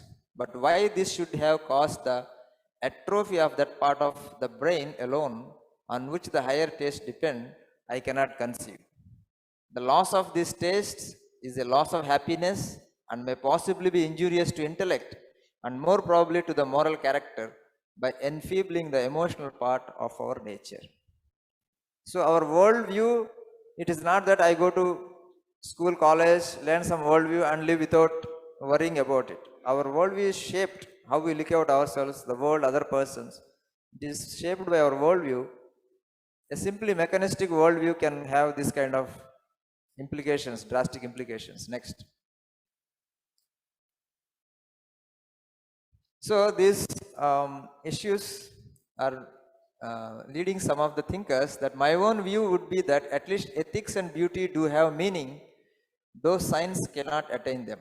And what one gets here then is that some important aspects of existence lie within what science can deal with, and some lie outside what science can deal with. So therefore, it raises a question on scientism, or whether science can address all aspects of reality. Most very importantly, our reality of our own self. So scientism is in a question mark. Next. And then there are foundational difficulties. For example, observation is one of the important aspects of our scientific method, but how much can we observe is a question mark. Next. Theoretically, we cannot observe entire universe, right? The universe is at least 250 times larger than the observable universe. We can't directly measure the size of the universe. We have no means to access to the entire universe. So now how do you make a theory which is applicable to whole universe? Then what to speak about origin of the universe and its place in the entire existence of reality. So therefore, there is a foundational difficulty about our observation about the universe. Next. Then there are difficulties in the foundations of mathematics, because mathematics is also one of the foundations. There is a program to formalize all the mathematics with the goal of completeness, consistency, conservation and decidability. So this is basically an attempt to, if we have an axioms of basic principles, then all the facts of that system can be generated, or you can verify that, or you can address the facts. So similarly, if we model the physical universe with the basic laws or basic foundations, we can apply the logic to get the facts about this universe. So it turned out that that Gödel's incompleteness theorem showed that this Hilbert's program is unattainable. In his first theorem, Gödel showed that any consistent system with a computable set of axioms which is capable of expressing arithmetic can never be complete. So this you have already heard yesterday from Sushant's lecture, so I am not going into that. So the mathematics, which is the foundations of science, has problem in its foundation. So therefore, we have to carefully look into that. Professor Jagadishan Srivastava, he was a noted statistician associated with Bhaktivedanta Institute. He was initially not a theist, but after coming across Gödel's theorem, he started pondering about his position. And he said, science may never be able to fathom the depths of reality. Just like there are unanswered questions in an axiomatic system. You make axioms or fundamental laws, and there may be questions which we may not be able to answer. Next. So this is a wonderful diagram about the nature of reality. Penrose diagram, this is by Penrose. That the down right is the physical world and the mathematical world. So how much of physical world can be modeled by mathematics is a question mark. Maybe we may not be able to model all the physical reality with the mathematics. But nowadays, how the mostly physicists, theoretical physicists or mathematical physicists, their work is they assume that somehow if I develop some mathematics, if I develop a new mathematical space, maybe I may be able to describe the reality, but whether mathematics can completely describe the reality is also another question mark. Next. So when all these different endeavors are going on, Stephen Hawking at one point, he exclaimed, maybe it is not possible to formulate the theory of the universe in a finite number of statements. We and our models are both part of the universe we are describing. Thus the physical theory is self-referencing like Gödel's theorem. One might therefore expect it to be either inconsistent or incomplete. The theories we have so far are both inconsistent and incomplete. Next. So therefore, we have either we live with the fact that some domain of reality we cannot deal with, or we try to expand science, the scope of science, or we incorporate the method, incorporate new fields of study or new realities or new methods of doing science, so that we may have some chance to understand further. So some thoughts I am putting. There is generally reluctance to, especially along the lines of supernatural. Right? What is supernatural is also again question.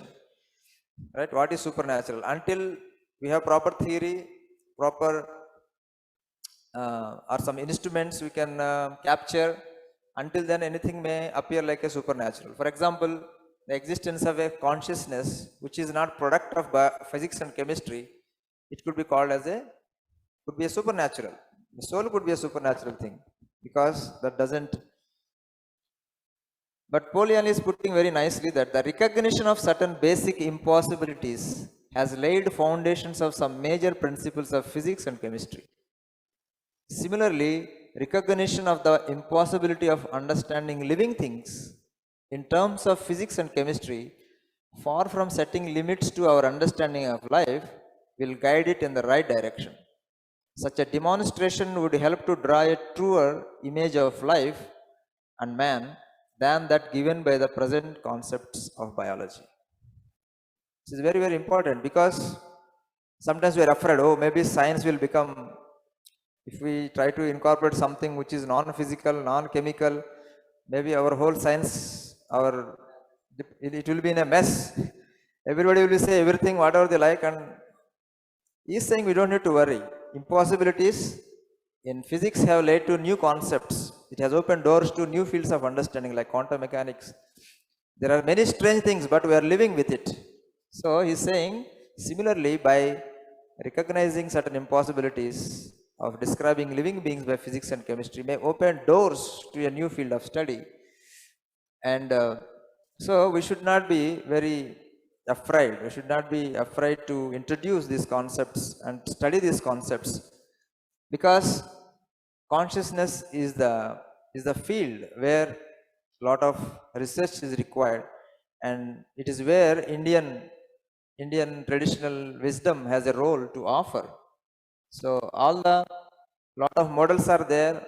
If you can go through it, it will be India can contribute a lot to biology. And actually in biology, what happens, somehow physicists, they claim physics is supposed to be the foundational sciences of sciences. Within the sciences, physics is considered as a foundational science, because physics is the basis of chemistry. Similarly, chemistry is basis for biology.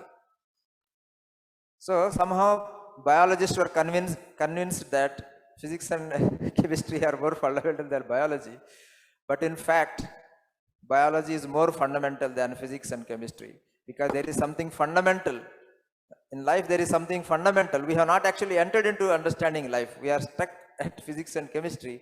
We have not actually entered into understanding real life sciences. When life sciences enter into that area, consciousness studies, that would be more fundamental than physics and chemistry. Next. So we have Niels Bohr. We must consider laws of quite different kind from physics and chemistry. Next.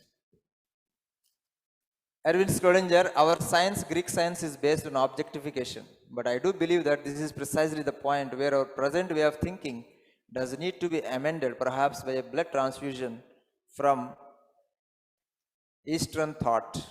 So we don't need to feel ashamed of the Eastern thought. We don't need to feel inferior about the Eastern thought. Rather, this Eastern thought is very, very important to the reality. So therefore, it would be very, very important for science.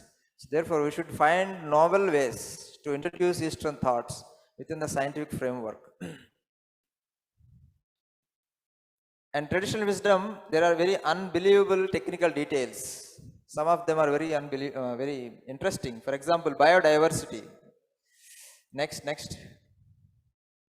So according to Padma Purana, these are the biodiversity, and one of the Nobel laureates, he met by Dr. T.D. Singh. He's a medicine. So after visiting a couple of times, he said, Dr. Singh, the numbers which you have mentioned me last time, they are very interesting, because they are coming close to the biodiversity numbers in the biology. So how come they know these numbers? So it's a very interesting question. Next.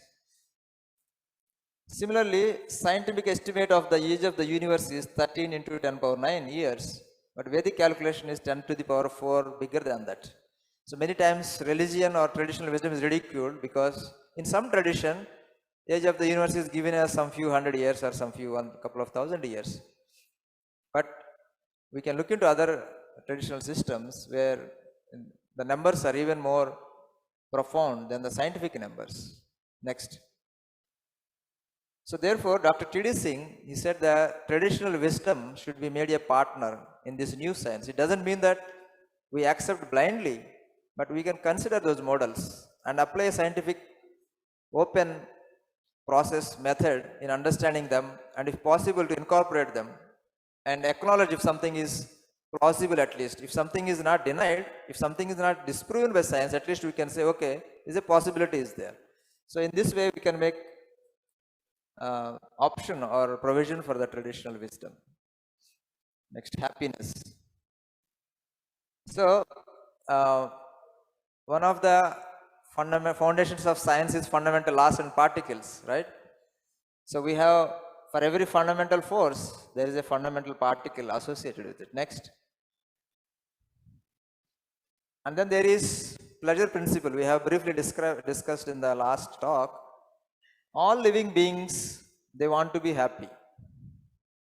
What they want to give happiness to them may be different, but every living being wants to be happy. It is very, very fundamental. This force to be happy is fundamental in all living beings, right? This is pleasure principle. This will work with all living beings, from bacteria to plants, to birds, to animals, to human beings, to demigods. Next.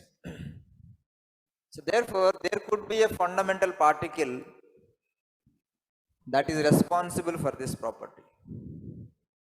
So we can think about some fundamental particles apart from what we know in this science today, because happiness is so fundamental. We are not seeing by chance. Life came by chance, but somehow happiness by chance, there is no 50-50. 50 people trying to be happy, 50 people trying to be unhappy. I am not seeing anywhere. Everybody is trying to be happy. So therefore, it is very, very fundamental to be happy. So this principle can guide us to recognize certain more, to guess, at least we can guess, like symmetry allows us to guess fundamental particles. Then in due course of time, they are found. Similarly, we can guess this fundamental principle, pleasure principle, can lead to the discovery of a pleasure particle, that is the spirit or Atma. Next. Next. Next. And next, there is inspiration. In the scientific discovery, it is still, there is no science for discovery. There is discovery in science, but there is no science in discovery. So we don't know how these ideas, where they come from, what is the science of creativity. Next. So I'm not going through this because our time is coming.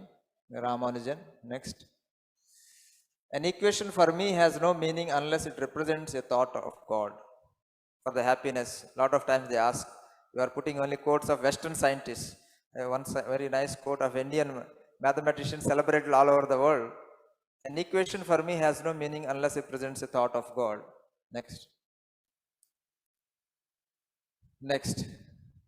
So, in new science, we should be able to allow multiple interpretations of scientific data. This could be one of the things, because when we have a large data, there could be multiple interpretations possible. Is an example that in football, red card is shown, right? They try to study the relationship between the color of the person and color of the card. When the red card is shown, does it have any association with the color of the person? Whether if he is a black person, he is shown more, or if it is a white person, if it is a less, this kind of correlation. They gave the data which happened in the football matches, and they gave to different teams, and they came up with different results. You see, different odds are different results. We invited all the researchers to discuss the results through email exchange. Some approaches were deemed less defensible than others, but no consensus emerged on a single best approach. So that means there are multiple interpretations. Data is same, but interpretations, some say there is association, some say there is no association, some say there is little significance. So opinions are, there is no single approach or single model that can be applied to this data. So therefore, we have to live with the multiple interpretations. Similarly, next. Okay, this is about big data. One of the most common misconceptions of the big data world is that from data comes irrefutable truth. Yet any given piece of data records only a small fragment of our existence, and the same piece of data can often support multiple conclusions depending on how it is interpreted. So data is very scientific, but the interpreter has his own leniency, his own worldview, his own likeliness to present the data. So therefore, data is sometimes may not lead to same conclusions. Next. So therefore, Dr. T.D. Singh proposed that theistic interpretation of data. If it is a theistic interpretation is if it is consistent with the scientific data, we should be able to, okay, it is possible. At least this much we can say. In that way, there could be some synthesis of science and traditional wisdom, and there is possibility of exchange of traditional wisdom into science and scientific method into traditional wisdom, traditional practices. Next. And religion needs science. Importantly, religion also needs science to organize traditional knowledge better. Sometimes, because the traditional knowledge, people they try to interpret whatever way they like, and sometimes we see unwanted elements. So therefore, it is very important to properly organize the traditional knowledge, both spiritual as well as some scientific data, scientific related data. Distinguish faith from superstition. If something is scientifically incorrect and it is very harmful, we should be able to tell this is superstition. So we can develop certain methods for that. To value element of rational thinking within religion. So in religion also rational thinking is required. Faith is rational faith. It is not a blind faith. So therefore science can help to have a rational thinking in the religion also. And to avoid extremism, also respect other traditions. This is where science can really help. Different opinions, scientists, they disagree, but at the end of the day, okay, that is your opinion, it is my opinion, we live with it. This is what religions also need to do. So therefore, science can also, religion also needs science. So new science, mathematics and science as it is today cannot describe the complete reality. We need new concepts, new laws, a new science to describe complete reality. This science, this new science could be a paradigm of science where consciousness is a fundamental aspect of reality. Spirituality and traditional wisdom could be a major partner in all human endeavors. Next. So we can allow for room for multiple interpretations, and we can also provide room for subjective experience and verification, because there is subjective reality also. And role of faith included or acknowledged, and also top-down model, top-down knowledge is acknowledged like in traditional wisdom. Next. Next. So the Bhagavad Gita says the knowledge, what is knowledge? Kshetra kshetragnayor gnanam. Yattad gnanam matam mama. To understand this body means matter, and its knower, the spirit, the knower, observer, is called knowledge. That is my opinion. So knowledge is complete when both matter and spirit are studied together. That's what we need to do in the new science, but in a very systematic way, rational way. And next. Science and technology alone cannot solve the problems of new millennium. We need additional guidelines for our actions, for the selection of research projects and research goals. These guidelines have to do with ethics, with philosophy, and with faith. Next. Previous. Okay, next. So I briefly give, maybe in 10 minutes time, we have 10 minutes. Hello? Sir, how much time? Can I have 10 minutes?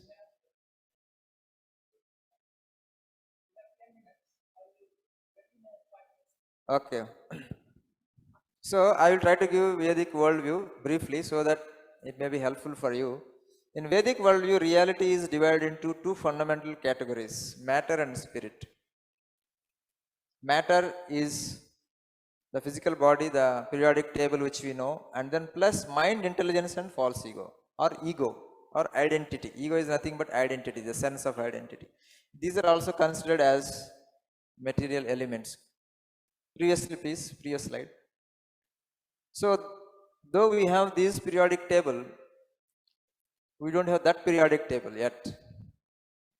They are also, our Vedic traditional wisdom says that there are also fundamental elements in this universe, in this nature, and they are waiting there to be discovered by some very intelligent expert who can capture them, just like somebody could capture the electromagnetic waves.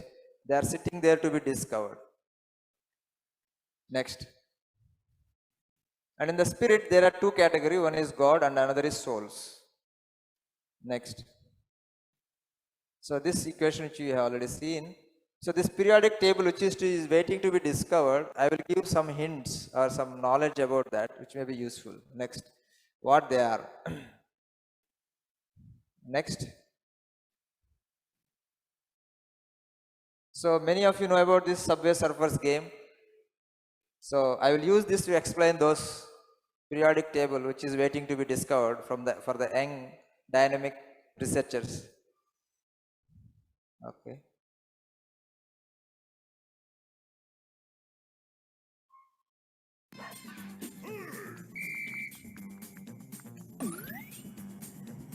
So any sound? No sound.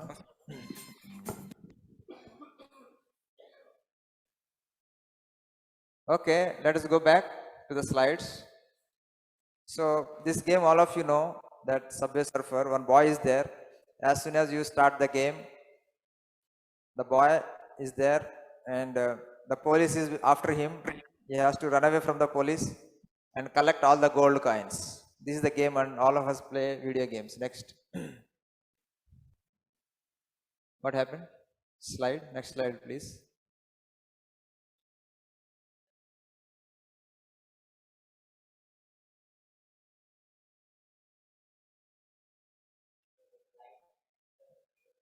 Okay, so in this video game, when we start playing the video game, first video game has to be created, right? The universe of the game has to be created. For that we need space and time, right? The space is the computer screen and time is there in the computer, the clock is there, right? It is a separate time. Though it is running in the real time, there is a separate time for this world. If you slow that clock, maybe you may be running in slow motion. So this game has its own time. Time is there in this. So if you want to create something, some simulated world, you need space and time. So that screen is part of this space, right? That is a space. There is a disconnect. You cannot enter into the screen. Only way you can enter is through the interface. So next. Similarly, Vedanta says that this world is created with a separate space and time from the absolute space and absolute time. 5 minutes. Okay, next.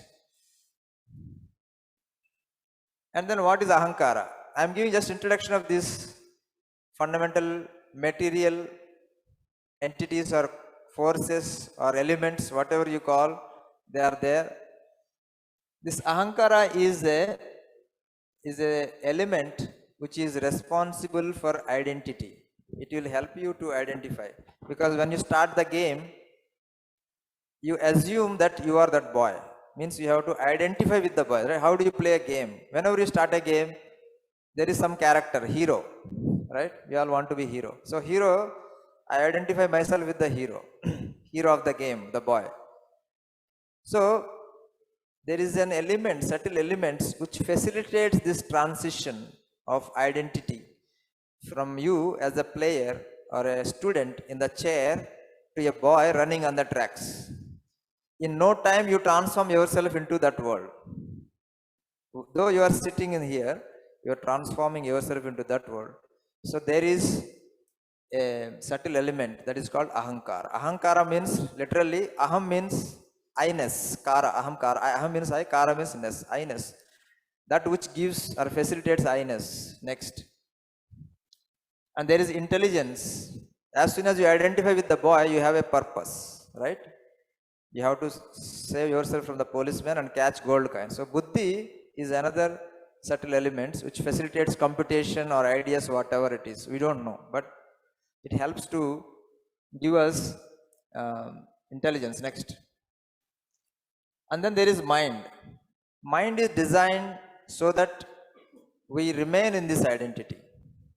For example, if you go to a reception, sometimes they put a TV with nice programs.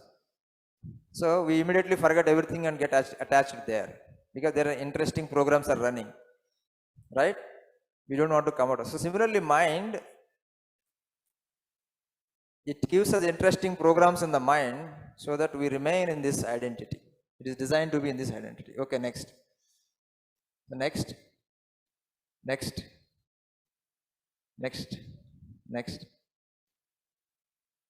So next, so soul has these four properties: Sat, Chit, Ananda and Vigraha. Morning we are discussing. Sat is eternal. Next, next.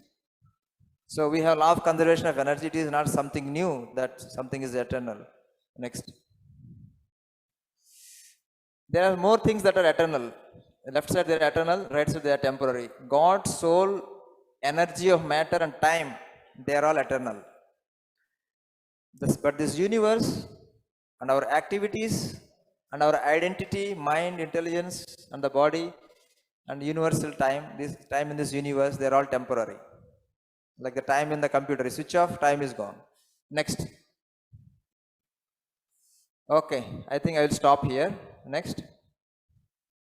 And then there is mention of size of the soul. It is mentioned 10,000 part of the tip of the hair. But at the end, it says Sankhya Tito hi Chitkana, is beyond any numbers. It means two things.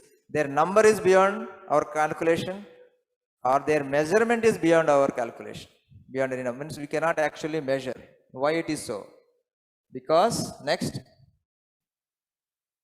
is called immeasurable, is one of the qualities mentioned in the second chapter of Bhagavad Gita. Fundamental properties of soul is immeasurable. You cannot measure the soul.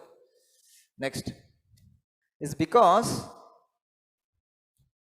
in this example, if you want to use the instruments within the game to measure your height, who is sitting in the chair, it is not possible. Do you get my? Suppose there is a scale in his hand, right? Can he measure himself, that boy? He can measure himself in the game, that boy, but he cannot use that scale to measure the person who is sitting in the chair, because the person who is sitting and playing the game is transcendental to the game. So therefore, in the new science, we should be able to identify or acknowledge the transcendental elements, but we can catch them not physically but through the interface. Just like computer interface, the character has some interface. Similarly, there is some interface from the soul. This is called mind-body problem. Our soul is interacting with the body. This is mind-body problem. If we get to the core of the problem, core of this problem, we may be able to catch the mouse. This is where he is operating it. That much we will be able to find in future. So therefore, traditional wisdom gives us a lot of insights into the nature of reality, which could be very useful, which can open up our science as well and create very new fields and new theories, particles, forces or whatever. A lot to be discovered, and as Indians, we have a lot to contribute here. So we have to think out of the box. Otherwise, just like they take our stories and make nice animated stories, we all say clap. Same thing will happen in science. They will take our concepts and they will make the theories and we will clap. So if that does not happen, then we should seriously think about our traditional concepts from today. Thank you very much. Thank you, K. Vasudeva Rao. Before I take up questions or comments or any additions, I just want to give a little bit conclusions of his talks. So we have this on the fate. Just as a research scholar, those who have already gone through research PhD work and they have got degrees, they know about this. Before they get this PhD degree, to reach his goal, his or her goal, he or she has to have a faith that what I'm doing, that at the end there must be a goal that will be the conclusion of my thesis or my research work, that he has not perceived as what he was actually on the time when he reached in that level. So this kind of fate, how can we define in the field of science? This is our, Vasudeva is saying that it should be one of the paradigm that should be included in new science. And morality and or ethics. The science is so good to create so many innovative and inventions. For example, this Alfred Nobel, he invented dynamites. What is the morality of the dynamites? So we are indiscriminately using it in the war, right? But now there is a political ethics and a bioethics that it should not be used. This nuclear bomb should not be used indiscriminately for a very, small aspect of a conflict. So it's a kind of a morality, even for bombing. But science has ethics? I hope they We stay in also Kolkata. have. But Our their institute ethics is there, different headquarters. from this moral and ethics that we have in a society. I'm from Because as being a living entity, we have a purpose for living in this world. If we are being just only chemicals, then we don't have this, we don't need to know all such things, right? So this is one of the reasons why in this new science, morality or ethics should be included. Responsibility is the same in that way. When I do something, I should be responsible for what I do. And consciousness is a very vast subject that we have to explore. But in this summer foundations of science, this is a kind of a, in that level is the first of our discourses. So consciousness had been discussed in a very, different levels in the Nobel laureates levels and other things. Also, we also should do it on our own levels. And our perception of consciousness in Indian context among the students, it should be very elaborate up to some degree. Otherwise, as being we were also going to college and universities, and that time we do not know what was consciousness. Only after passing our degrees and PGs, then we come to realize a little bit about consciousness. So without knowing the nature of consciousness, many students act like mechanical robots. So consciousness is very important aspect for all the students, young students, especially those who are pursuing their degrees, PGs and research work. So that has been included. That is the foundation of our new science. And the forces, of course, we all know about this 4 fundamental forces, these electromagnetic fields and gravitational field, weak and strong nuclear forces. Beyond that also there are some forces that I cannot conclude here, but at least what I want to give within the context of the speaker, there is also a spiritual force that we have not discovered, that we can have in some other seminar or in some class school. Okay, the one of the best thing I found that, though it says that science and beyond, though science is there because this is the trend of the modern world, whatever the scientist does, the rest of the world follows. So beyond that includes aesthetic and metaphysical also. That include other streams of our education systems, like politics, economics, and commerce, all the rest of the other, walk of our lives, education system. So happiness in science, what we get today is mostly, it's not happiness, it's a comfort, I would say in that sense. Of course, some degree of happiness is there, but most of those who are in the aesthetic world, they're more on happiness level. Because those who are performing arts and music and others, they're really enjoying life in some degree better than the scientists. Scientists are mostly enjoying on the comfort levels. Anyhow, so happiness is the foundation of our new science. That is means for each and everyone. Okay, so with this, I would like to conclude a little bit of what it is. Yeah, that will come. And now, This is the last and concluding session, so we should have to have some extra time for question and answer, because these are the hardcore marathon runners. They will not pair off from our 5 or 10 minutes extra time. So with this, I concluded our K. Vasudeva Rao's concluding speech, and let us take some questions from the audience. Thank you. Very nice presentation about the limitations of the modern science and how we can migrate to new science. But I would just like to have your comment that why this modern science actually failed to integrate. I mean, is the answer lies with that we have taught, we have tried to understand the modern science in compartments. Say, we have studied physical laws separately, we have studied chemistry separately, we have studied biology separately.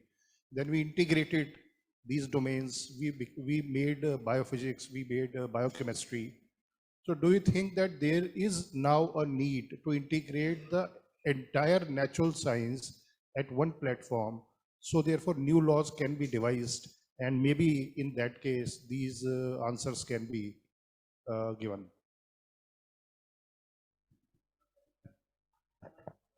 Mic. Hello. Thank you. A very good question. Bringing together different disciplines, that work is already happening, right? Multidisciplinary, and now even there is transdisciplinary, something is there. So that effort is going on, but that itself is not sufficient. You have to go beyond the disciplines of science also. So it has something to do with the history, right? History of conflict between science and religion. And religion was very powerful. They tried to subdue science, right? That they denied the place that science deserves. Of course, not here in our land. Fortunately, here science, religion very nicely coexisted in before, even now. They are fighting in the court, evolution and intelligent design. We have no problem. We are happy here. I mean, we understand there is data is there, somebody is, we understand, but we don't have that much problem. But in the West, there is a big problem because of the history. Religion claimed to the totality of truth. Religion claimed its hold or its, what you call, its supremacy or authority on the entirety of truth. So therefore, without realizing the limits of religion, religion also has its own limits, including Vedanta. For example, Newton's laws of motion, they are not there in the Bhagavad Gita. So we should know the scope of religion, we should know the scope of science, and we can see where they overlap. So therefore, there was a mistake in the past. The religion claimed authority to totality of truth and denying the place for science. Now opposite is happening. Now science has been claiming the complete authority to truth, though it is not explicitly told, it is what it is, how it is happening. That's why the supernatural, excluding supernatural from the science, that is the origin.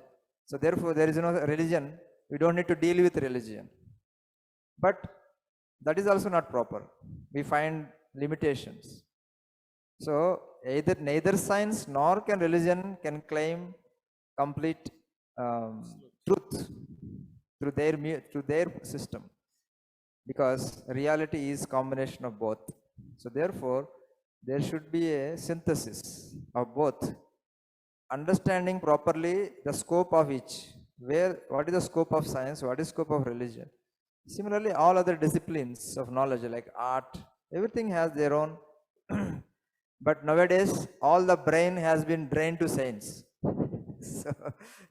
So there is no, and what remaining in the other disciplines is mostly like a kind of drain, right? So we need brains in every field. All fields have to grow, including science, including arts, including all fields of knowledge. And when there is proper synthesis, the proper place for traditional wisdom, science, and other fields of knowledge, then we will have good hope. So humility, humble approach, both from science, from religion, from politics, from sociology, from arts, everything. An humble approach, acknowledging the others' significance, context, and contribution, and imbibing with open mind, that will give us some hope to understand ultimate reality. Thank you so much. Sir, 1 minute. Yeah, please. Sir, for your question, sir, there is a Alma Atta declarations. Health for all by WHO, health for all by 2000 AD. It was declared by the WHO in Alma Atta. So in that declarations, they declare Western medicines, they develop a lot. So you, the Eastern country, develop your traditional systems. That's why all the countries like Korea, China, and India, and Japan, they develop their traditions.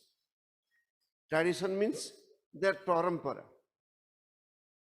So that's why you see, sir, now in MBBS course, they added the 200 marks of the Indian science, health sciences, Ayurveda. And yoga is an international field. Now recently the WHO opened one center in Jamnagar, sir, for a collaborations to know more about our religions and know our traditions, sir. Thank you, sir. Thank you. Next, I would like to take questions from the audience. Are there any more questions to be asked by the audience? Yes. So we have a couple of more questions. Pranam, sir. Namaste. In new science, you have referred one top-down knowledge. What do you exactly try to refer it? It is transcendental or something from Guru or whatever that Yeah, top-down knowledge? Yes, very good question. In the Vedic tradition, there is concept of top-down epistemology because there is limitation in our senses, limitation in our instrumentation, there is limitation in logic. So, because logic is based on direct perception. So, in Vedanta, there is Shabda, means revealed knowledge, means receiving knowledge from somebody who knows. So, if the Vedic texts, they are known as Apaurusheya, means not written by any human being, the Vedas. So, we accept those knowledge, but at least as a starting point, as a premises, and then we can apply scientific method to understand. So top-down knowledge is same, receiving some knowledge from revealed knowledge, revealed knowledge from somebody who knows, because every knowledge cannot be obtained by experiment and observation. For example, if I come to Puri, I land in the railway station, I have two ways to get the knowledge of route to the venue or to the hotel.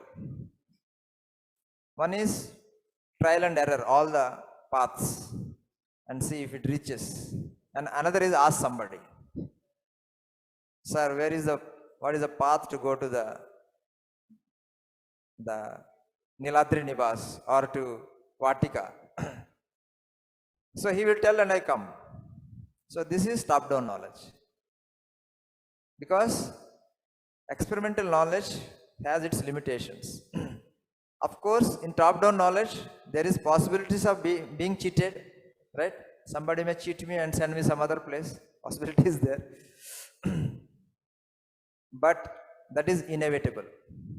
I have no other way. I have no other way than to ask somebody, either person or Google Maps. I also like another person, right? Sometimes Google Maps also, it takes to dead ends, right? Sometimes we drive and go, dead end is there. You cannot go forward, you cannot come back. So, it reveals our limitation in understanding the reality. Because we being limited, we have to depend on external source of knowledge. Even in science, top-down knowledge is there. We go to a lab. I have gone to lab for the first time in the 10+1. For 10 years, I am receiving top-down knowledge. I have not verified any of the scientific knowledge. Right? So, if you want, you can verify for yourself later. But in the beginning, you have to accept the knowledge, including scientific knowledge, in top-down approach.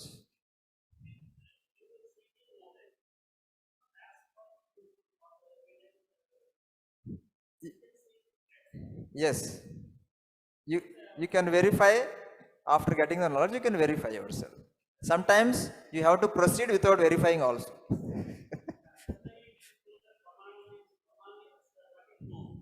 Pramana means how it is known. Praman. Praman Yes. means how it is known. Yes, yes. Prama means what is known. So when we include both, Yes. then the knowledge is complete or it is again inconsistent. Knowledge is complete when both are top down and bottom up are combined. Yes. Both have to be combined. An example is given about finding one's father. General, many times it is given. How do I find father? I cannot go and collect DNA. Everybody may not give DNA. If I ask our Prabhuji, he may not give. I will not give my DNA. How do I check? Simple is ask mother and she will tell. We have to live with it. Some knowledge, top-down knowledge is actually a major portion of knowledge which we have. Bottom-up knowledge is very little. Actually, if we see our life, bottom-up knowledge is very, very little. All the knowledge we get is top down, top down, top down. In religion also, we hear and also we check, we verify. Thank you, sir.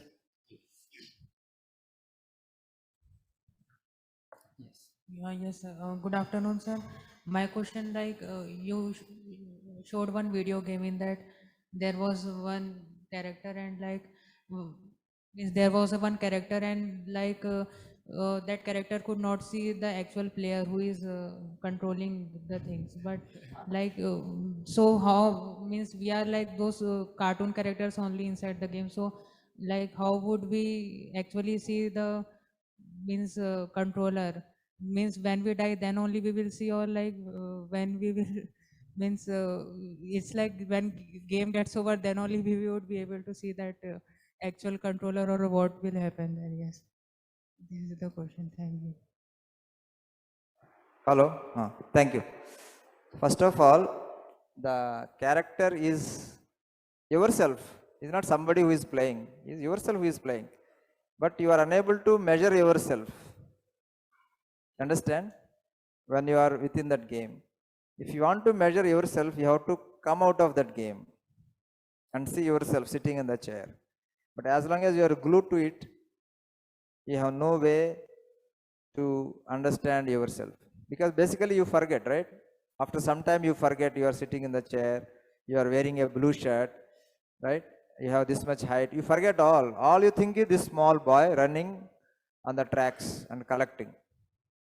So, unless you come out of it, you will not know, or otherwise somebody reminds you from outside. For example, your mother comes and say, "Hey, Niket, what games you are playing? It is time for lunch. Get up." You say, "Ma, I am coming." Right? At that point, you are aware of the both worlds. You are aware of this world, you are also aware of this world. So that is spiritual transformation or spiritual realization. Means you are aware of the both worlds. You are aware of your both identities. Your temporary identity, your permanent identity. The spiritual practice awakens your permanent identity. Just like your mother awakens. Hey Niket, you don't know that you are Niket till that time. You are thinking you are a boy running. And you are very busy collecting gold coins which have no use. Right? So when your mother wakes up, when my mother calls, then you realize, right? So then you are still playing, not come out. So that time, you know both worlds. You are aware of both worlds. So that is the spiritual process. Awakening or calling comes by practicing spiritual. Okay?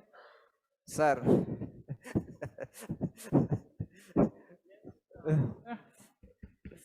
Yes, okay.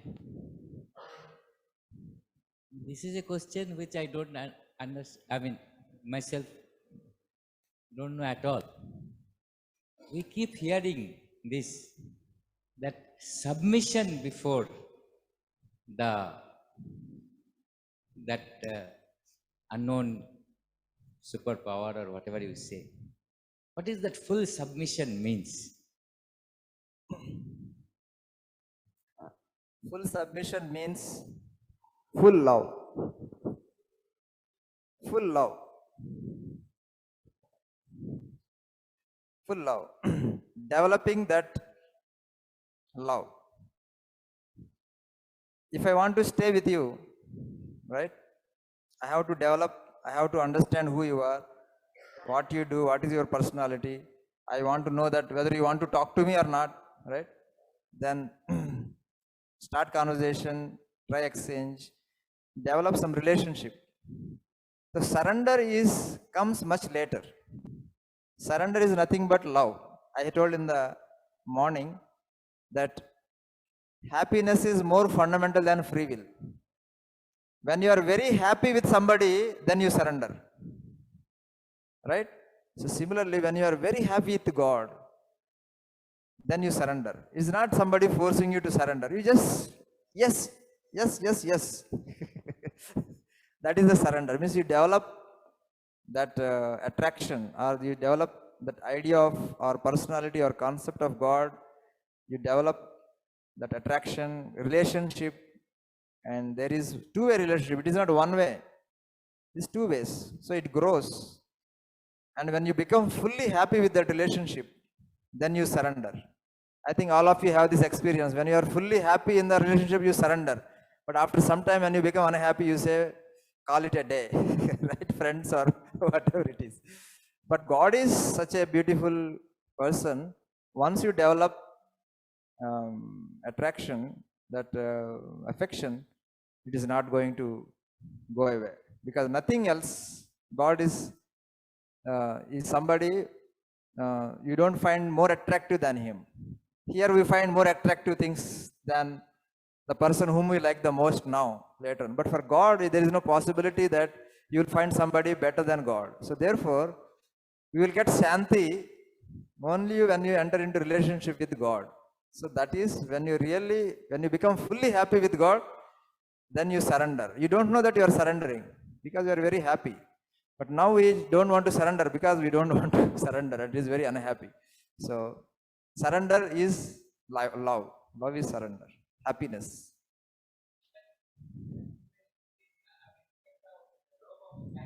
Yeah.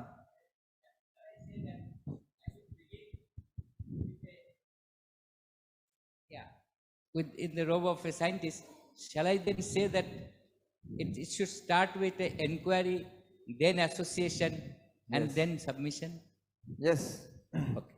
Submission, nobody will tell you to submit. That you do by telling somebody is not submission. We are only waiting for time. The real submission comes when you are fully happy. And it doesn't matter. Somebody in this dress, scientist dress, some artist dress, doesn't matter. Because for God, everybody is equal. Whoever is interested in him, God is interested in him. Instantaneously. So only thing stopping is my interest. I have no interest in God. That is the only thing stopping. As soon as you have interest, immediately there is interest from God. Thank you, sir, for this interesting question. I think with this we concluded this session, and I would like to request our chair to present a memento to K. Vasudeva Rao ji. Thank you all once again for your patience in this talk and throughout the 3 days. And after this, we have a short panel discussion, little bit. Yeah, please take this.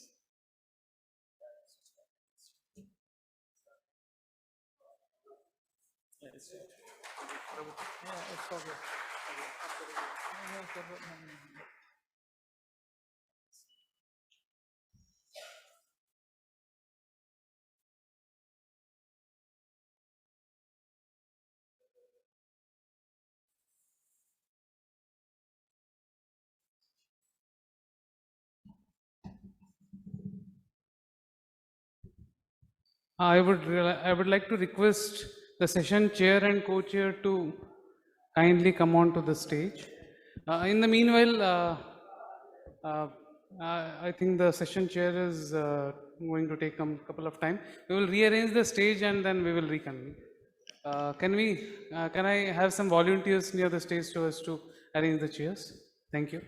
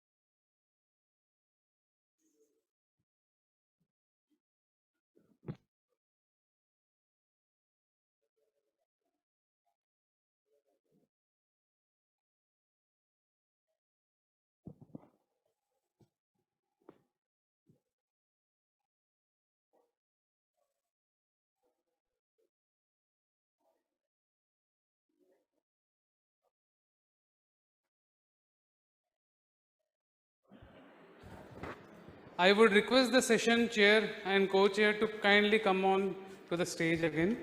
Professor Devaprasad Das and Sri Subhash Chandra Singh.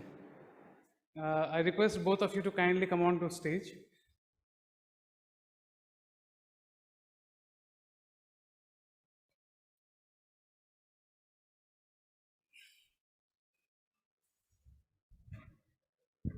I request Sri Milinder Segar to kindly extend a token of appreciation to our session chair, Professor Devaprasad Das, on behalf of Summer School 2022.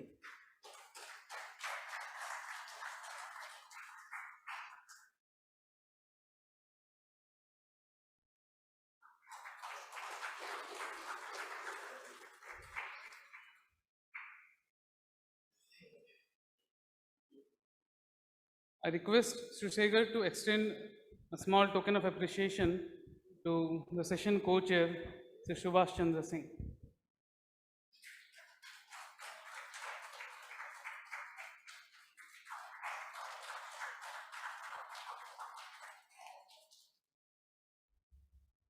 Thank you, sir.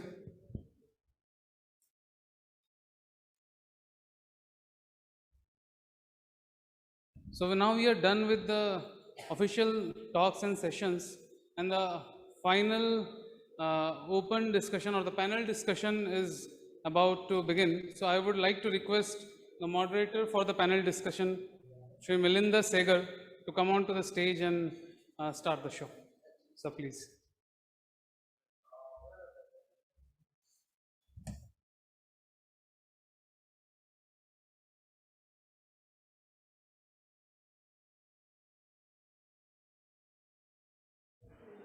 So good evening, everyone.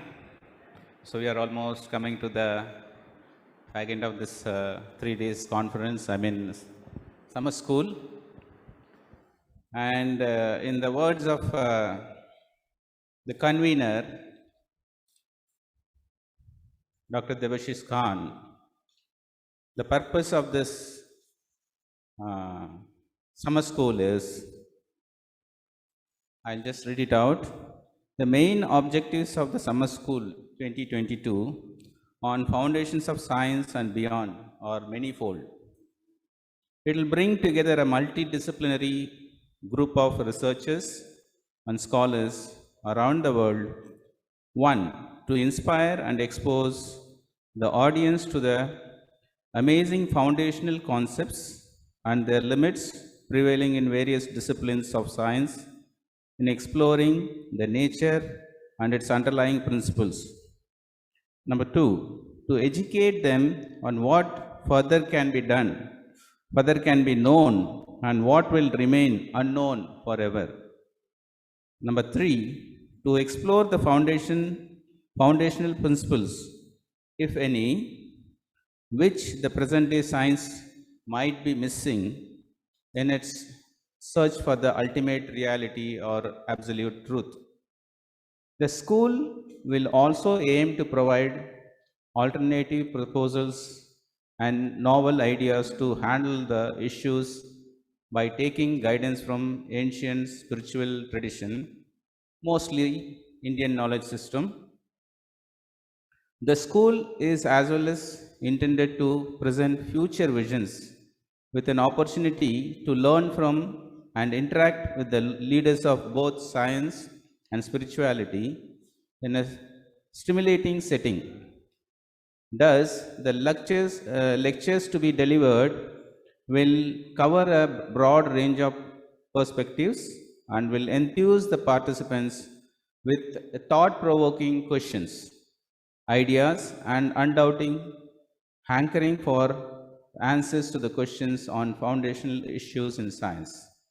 So, with this very basis, we invited questions from the audience, and there are very thought-provoking, really thought-provoking questions that has come to us.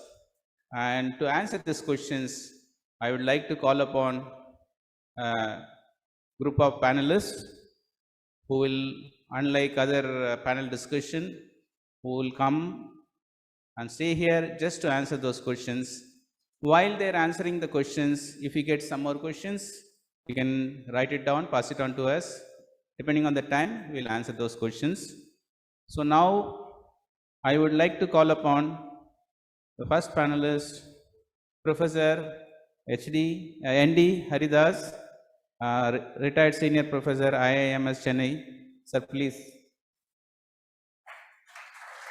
Give sir a big round of applause, please.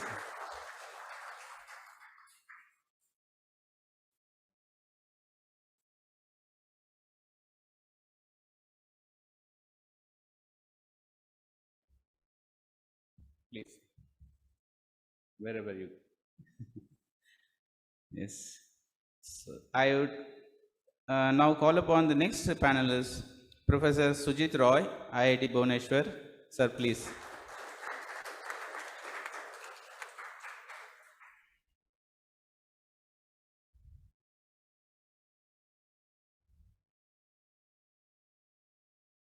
Next, I will like to call upon Dr. Ramji Repeka, faculty IIT Ropar.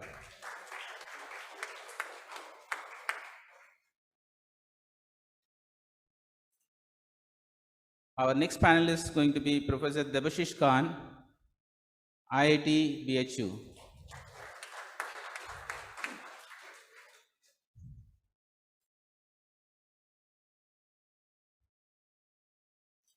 Our next panelist is going to be Professor Harekrishna Mohanta, BITS Pilani. Sir, please.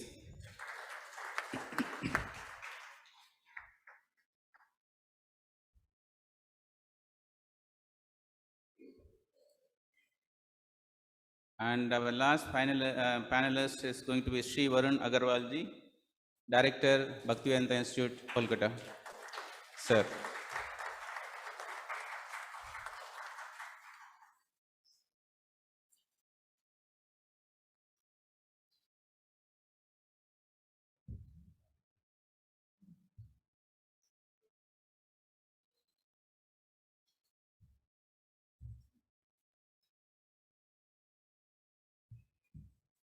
Thank you, sirs. Now, without further delaying the session, we will directly start with the first question.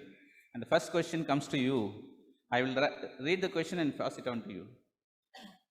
What is the nature of time so far as we know it? I believe that mathematical equations and results make far more sense than common sense. How far I can with this approach, how far can I go in trusting the mathematical framework of the universe?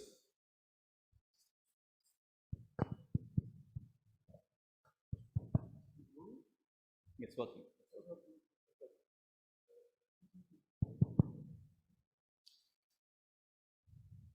Well, that's a hard and all-encompassing question. what is time. I'll just try to make a few remarks about it. Certainly it will not cover the entire gamut of what the issues are. But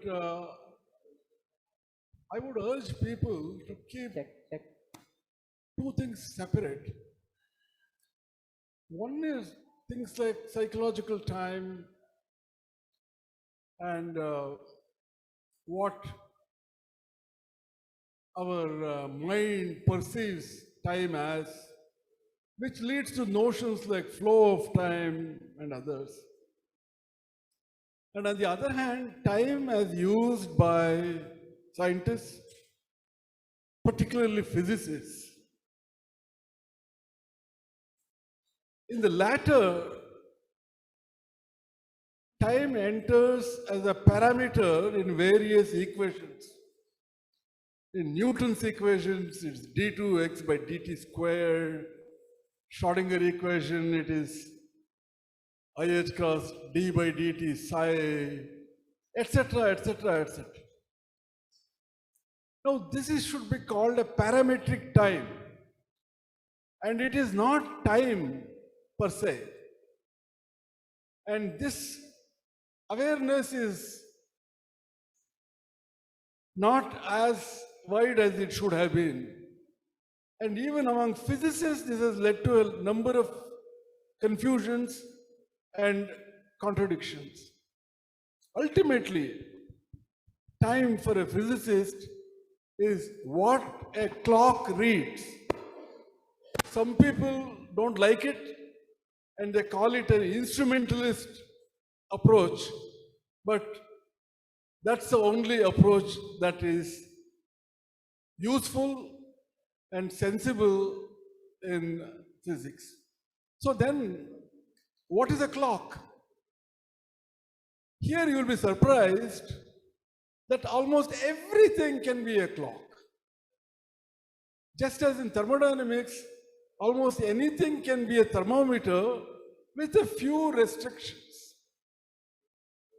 Any property can be used as a thermometer provided that property is monotonic in temperature, means either keeps increasing or keeps decreasing.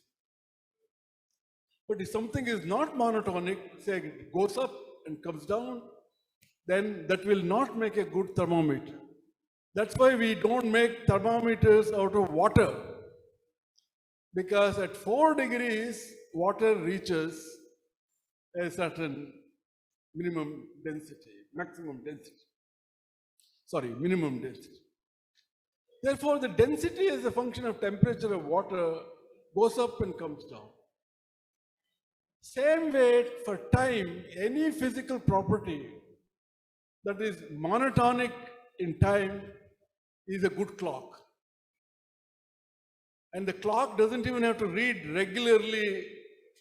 It can have a nonlinear phase. You can even have a clock whose hands go backwards in time, yet it's a good clock. And use of one clock versus another does not change the physics. So this is a physicist's conception of time. Of course, it doesn't have all the wonders about the psychological time, the flow of time, and you say, oh, you know, my friend came and we hardly noticed that a whole month passed. And then here I am with my husband, and every day feels like it is a year, okay? So this is psychological time. It's very interesting. Our life is tied up with that, but these two should not be mixed up. I may cite a very important dialogue that took place between Einstein and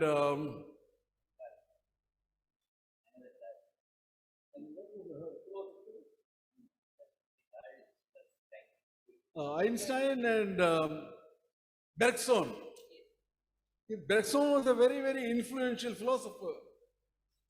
And he more or less dismissed Einstein's approach to time and said that it's not at all important.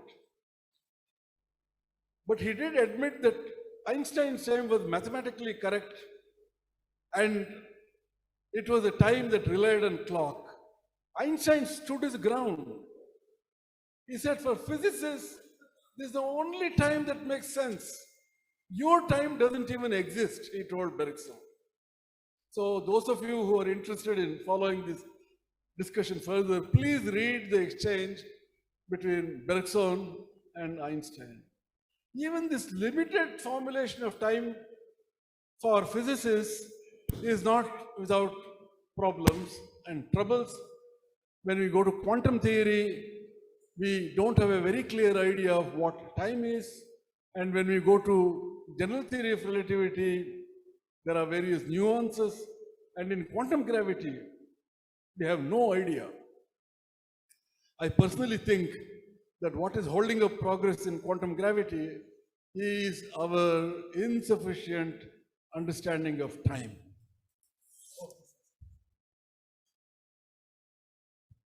Thank you, sir, for this wonderful explanation. That actually brings me to one small question, if you can just answer to this question. If you are given a choice, how would you define the real time?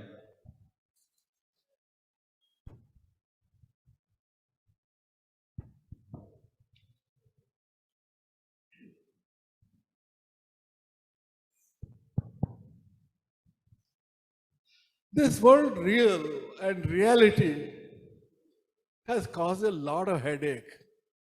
Okay. So you have to tell me what you mean by real time. Is it a time measure which many people agree? Consensus, will it make it real? So what makes it real? For us physicists, consensus is what makes time real. And it has a very definite role to play. And in fact, in a certain sense, the necessity for time is a no-brainer. Because a world in which there is no change is no world. If you imagine a situation where refractive index doesn't change at all, you don't see anything. It's the change that really is observable. Okay? And this is extremely important. And therefore, a world without evolution, a world without dynamics is a dead world. If you have evolution, then you must have a way of keeping track of it. That the state of the system, state of the universe has changed is parameterized by saying at this instant of time it was that, at another instant of time it was that. This is all that is required for defining and using time in physical sciences. I would call that real time. Psychological time, to me, is in some sense not real. But that may be because we don't understand psychological time. In biology also we have clocks. So the so-called psychological time which Bergson talked about may in the end turn out to be just a clock output, exactly as time is in a laboratory. So to that extent, even the psychological time may become real time. But for me as a physicist, what I read on a clock is real for me. Thank you, sir. So I think we understand that there is a foundational problem in our understanding of time. So maybe as time passes, we'll get more perspective about time. So let's move on to the next question. This question is from Abhijit Satpathy. As students, sometimes we get disturbed and diverted from our goal, that is study. how we can use our consciousness to get back to the track. So I would like to pass this question to Sujit Roy, sir.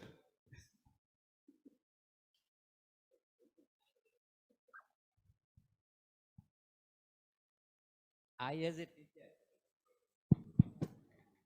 I as a teacher in my class make my class so much fun loving.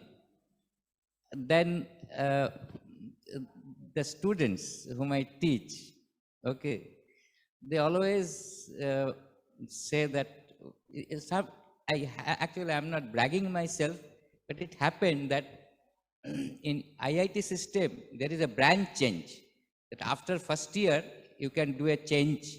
So if you have joined physics, you can go to computer science if you have done a very good these things. But it happened in my life that students wanted to change from electronics to chemistry.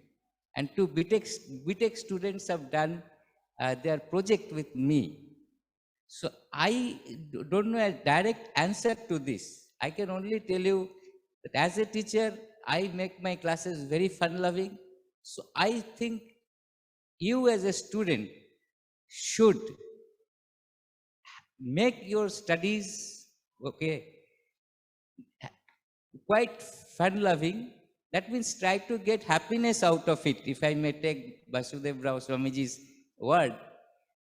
And that is the only way perhaps to not get diverted from studies. This is my small submission.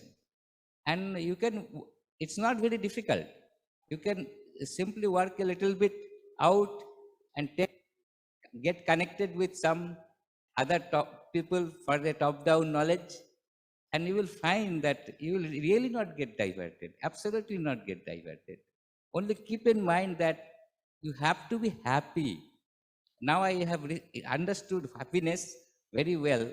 I was using this approach in my classes, but I really now understand that I have to make my students happy. So students have to be happy themselves in order to have their consciousness to not get diverted from their goal. That much only I can say as a practical teacher. Thank you, sir. Does any other panelist would like to add any more points on this? As teachers, we have many faculty members, so they have a very question that is concerning.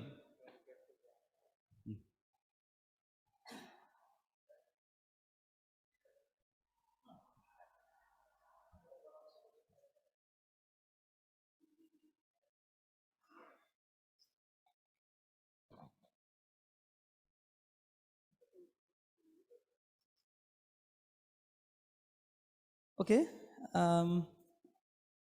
Abhijit Satapathy. It was a nice question. As a student, sometimes we get distracted and diverted from our studies, goal, that is study. How we can use our consciousness to get back to the track. Of course, there are two aspects of this. No need to speak even about the consciousness in the first place. That comes later, as we have heard at least couple of lectures or couple of talks on consciousness. First, we will talk about, I will just try to complement what Sir has said. So generally, when we get into any program, that is either out of our own interest or because of forcing by our parents, because of the present circumstances at that time. So, as Sir said also, if really I am interested, it will never distract me. It may be, seems to be idealistic, but it is real, because when the teacher is teaching and then in a very fun way or very interesting way with many real life examples, so it is never distracting for the students. Because once we study, even we tell to our children that if you hear attentively the class, then you need not to even put attempts at the home to make it understand. So we generally get distracted because we are getting some so-called higher taste, like in the form of mobiles, in the classroom itself, when the class is going on. But we get distracted. So there, when we understand what is actually the happiness, we get derived only by watching the mobile. But if you see what is the actual real happiness, so higher and higher taste, then definitely you will see that the purpose for which you have come, it is never lost, it is never failed. So actually there is no chance for even a distraction, in my opinion. Yeah, thank you very much. Yeah, I thank can you. also add that I have come across several students who suppose were finished their BTech in mechanical engineering and later changed into English and then became very good English at abroad, not India. They became English professors abroad. So perhaps they could not connect with that mechanical science, mechanical engineering at the time of their BTech, because somebody inside might be telling that your happiness is in English. Okay, so you have to also understand where you connect, your heart connects. Okay, that's what I personally feel as a teacher. Thank you, sir. That's a very, very valid point. That's the reason I think most of the parents in current world, they allow the students to pursue what they like to, except for few. The world is changing, the thoughts are changing. Let's hope for the best. So we'll move on to the next question with this. The next question is from Savit, and the question goes like this: if we connect all the science on scientific field with the spirituality, how will the future look like? Is it really possible? So I would pass this question to Sri Varun Agarwalji.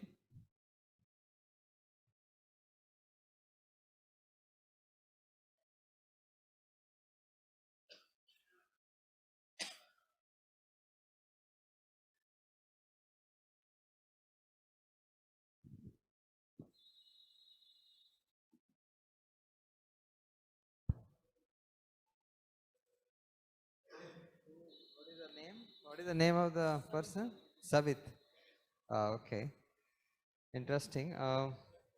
It will be fabulous if we can do that. Means everything connected and you have a holistic perspective of life. That will be really great. So certainly there will be some limitations, but whatever degree we can connect, it will be very useful in terms of connection in our own personal life, in terms of connection in our academics, whatever way, means whatever we can do, whatever degree we can connect, it will be certainly very good. It will be very useful. There is an article by Josephson. Josephson is a physicist based in UK, University of Oxford, I think. You can, he has written an article in one of our books, 7 Nobel laureates on science and spirituality. So he writes on this line that suppose we bring in spiritual things in science, so how the future would be look like? Exactly the thing which you are saying. So bring in God in science, for example, then how the framework of science would be. He discusses it. So we can go into more detail into that. Irrespective of how much we are able to bring in academic structure, that may have limitations because of politics, because of ministerial governments from different countries, that's fine. At least as much as we can bring in our life, that will bring revolution. Like quantum physics brought revolution in physics, bringing a spiritual connection in our own life will bring revolution in our thought. Like somebody was asking just now about distraction. What is that same thing comes out? The spiritual practices makes the mind very calm and soothing, and also makes the mind very focused. You are able to make clear decisions. Means even if there are some distractions, you are able to choose your path clearly. That tomorrow is my exam, or after 1 week I have end sem. So these are my priorities. Even if there are distractions, I will take care of them. I want to attend other things, I will do it later. So that clarity of mind, that focus of mind comes from these spiritual practices. So if one inculcates, imbibe, at least in his personal life, that will help a lot. And the future of that person will be very holistic and very bright. And he can be a very good scientist, actually. If you see the history of modern science, most of the scientists, they had very beautiful spiritual side. That part is separate, we'll go later sometime. I hope some justice I could do. Thank you, sir, for that wonderful question and wonderful answer. Spiritual practices bring in clarity of mind, and clarity of mind brings in clarity of thought, consequently clarity in your actions. Okay, so we'll move on to the next question. Again, this question is from Savit. Savit has many thought-provoking questions. Sir, question was also from Savit. Okay. Despite the magnificent endeavors that we have accomplished through mathematical formalism, it still has many problems within it. Should we think that the formalism is flawed and constantly look out for a new kind of formalism? If yes, how can we go about it? So I'll pass on this question to Dr. Ramji Rebecca.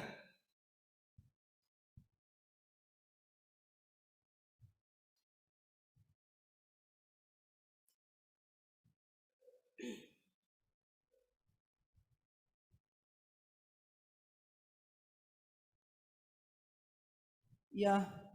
So I think a person who is engaged in scientific pursuit, so definitely they would come across different steps or different aspects of that process, right from inspiration, then idea comes from there, he formalizes hypothesis, and then theory, theorem, and then based on that he or she will establish theory, and then law, and then do the experiments, and then he or she will refine that, and then if any wrong thing is happened, then again he will refine the theory, and then once it is refined in cyclic succession, then finally the law comes out. So flaw means because we don't know what is going to happen. If we know everything, then there is no research. So with our limited knowledge, when we try to pursue that, definitely that leads to an outcome which may be warranted with refinement, and hence you will keep on refining the laws. So like the example Swamiji has given, that there are two aspects. One is the apara vidya and there is the paravidya. So apara vidya is the upward knowledge, basically bottom up approach, and then paravidya is the top down approach. So as Swamiji has given nice example in the last lecture, that to find who is the biological father, so there are many ways. So one is to ask the mother, and then the baby would know the answer. And the other thing would be, you go for DNA test, which may be successful or may not be successful. So if you take both aspects, then definitely you would get a proper answer. What it means is basically culmination of both the aparavidya and then the paravidya. So both are complementing with each other. So in this case, so there are many flaws because our senses are flawed. Our senses are having many flaws in that. So when we try to make a refinement in the due process, so you get the refined law. So nothing wrong in the material sense, because this aparavidya is having that limitation. So that is where we have to really take the help of the paravidya as far as possible in our endeavor. Yeah, this is what I could say this. Thank you very much.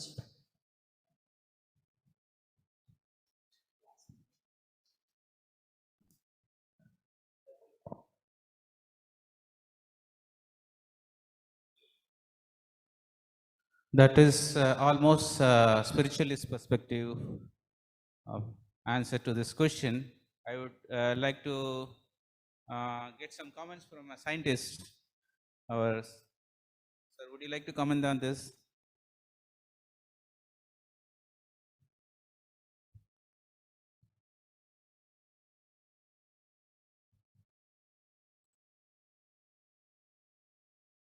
This is from Dr. Ramji Repaka Savit.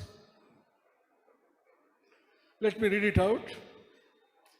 Despite the magnificent endeavors that we have accomplished through mathematical formalism, it still has many problems within it. Should we think that the formalism is flawed and constantly look out for a new kind of formalism? If yes, how can we go about it?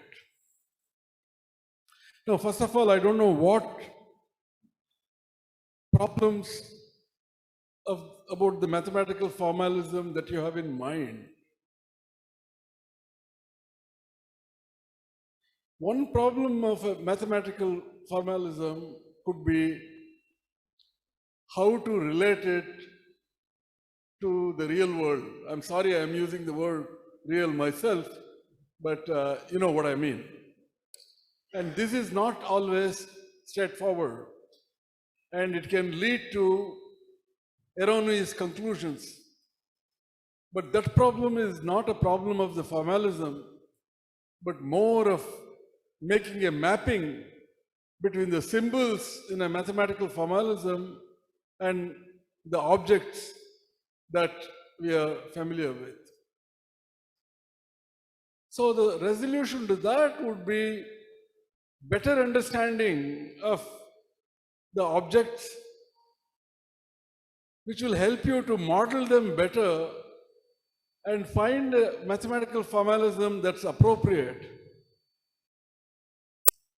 But intrinsic problems with mathematical formalisms could be one of range, one of consistency, and so on. These will have to be examined on a case-by-case basis, and I don't think there is any general panacea for such issues. For example, when quantum field theories were developed, which eventually led to one of the most spectacular success of physics, where you could predict properties to 11 or 13 decimal places, which had never happened before. But in the early days, everything that was calculated turned out to be an infinity, which is obviously nonsensical. So this was a case where a formalism which was thought to be applicable, accurate, and correct had limitations. After much work, it was realized this limitation arose not really from the mathematics that was used, but in extrapolating laws of physics to domains where one had no right to do that. Maxwell's equations had been studied under a certain domain, and they were extrapolated to arbitrarily small atomic systems. It was that extrapolation that led to an inconsistency. So the formalism didn't work, again because of our understanding of the physics to which we had applied the mathematical formalism.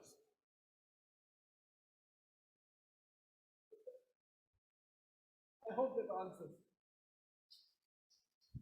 Thank you. I hope you got your answer. So we'll move on to the next question. In a formal system, there will always be some truths that are improvable. Now say, I am a mathematician trying to prove a conjuncture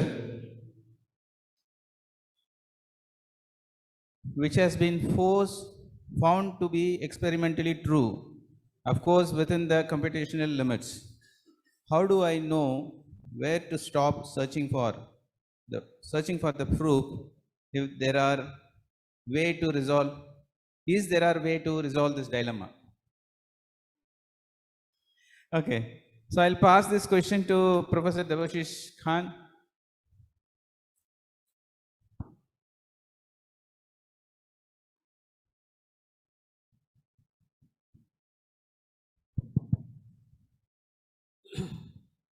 So this question is again from Savit. So Savit, are you here?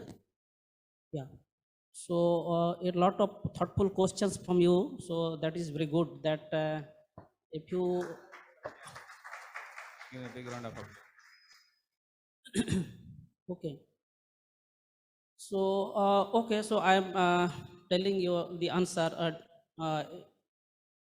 in steps. Like first, people say that those who are pure mathematicians, if they work with thoughtful mind, so either they become philosophers or spiritualists. People say it's not mine.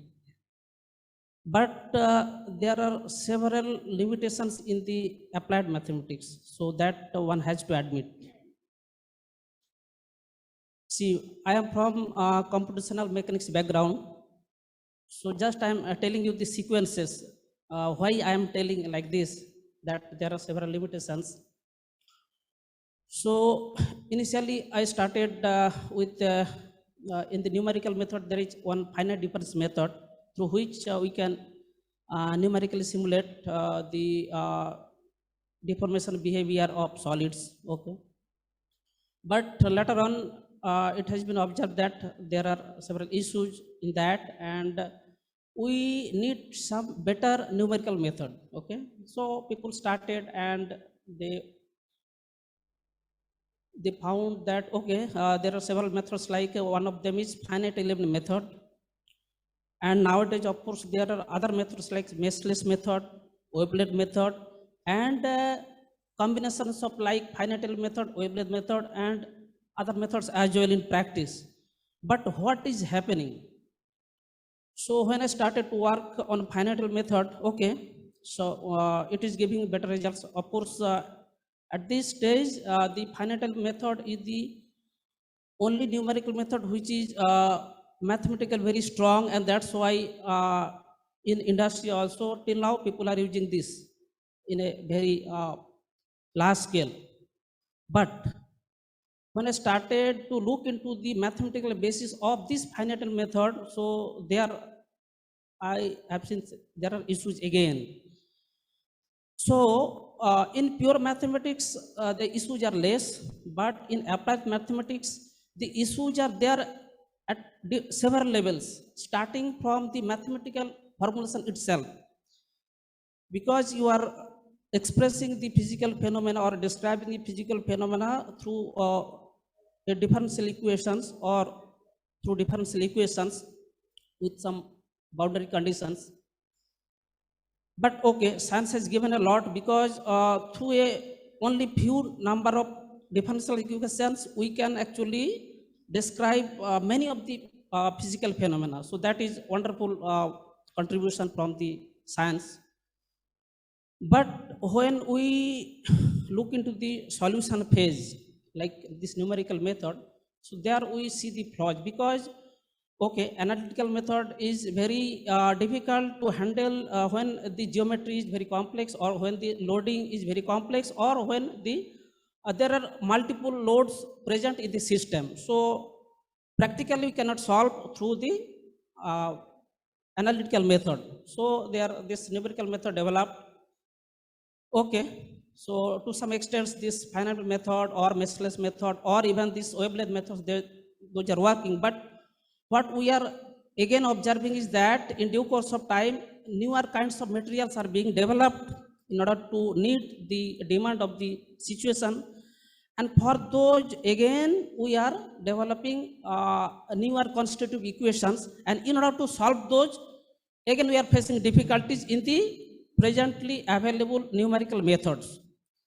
So what is the solution? So Because in the numerical methods, in the foundational aspects, I have observed that there are several issues, like one is this major theory, which people do not understand even, means at least those who are in the numerical methods. But for those who are mathematicians, they understand, but still, in order to apply it properly, there are several issues in the computational level.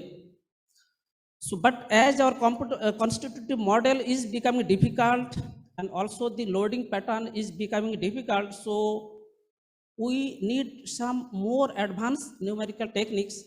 And in that way, if we look into, like, finite methods was developed in 1968 or 70. So if we see that almost 50 years we have passed, but okay, we are solving a fewer kind of problems, but with that, some more problems are also coming. So in order to meet the demand, so this is like a ever-ending process. What it appears that you, like, your question is that where you will stop. So if you go in this way, actually, in my opinion, of course, so this will never stop.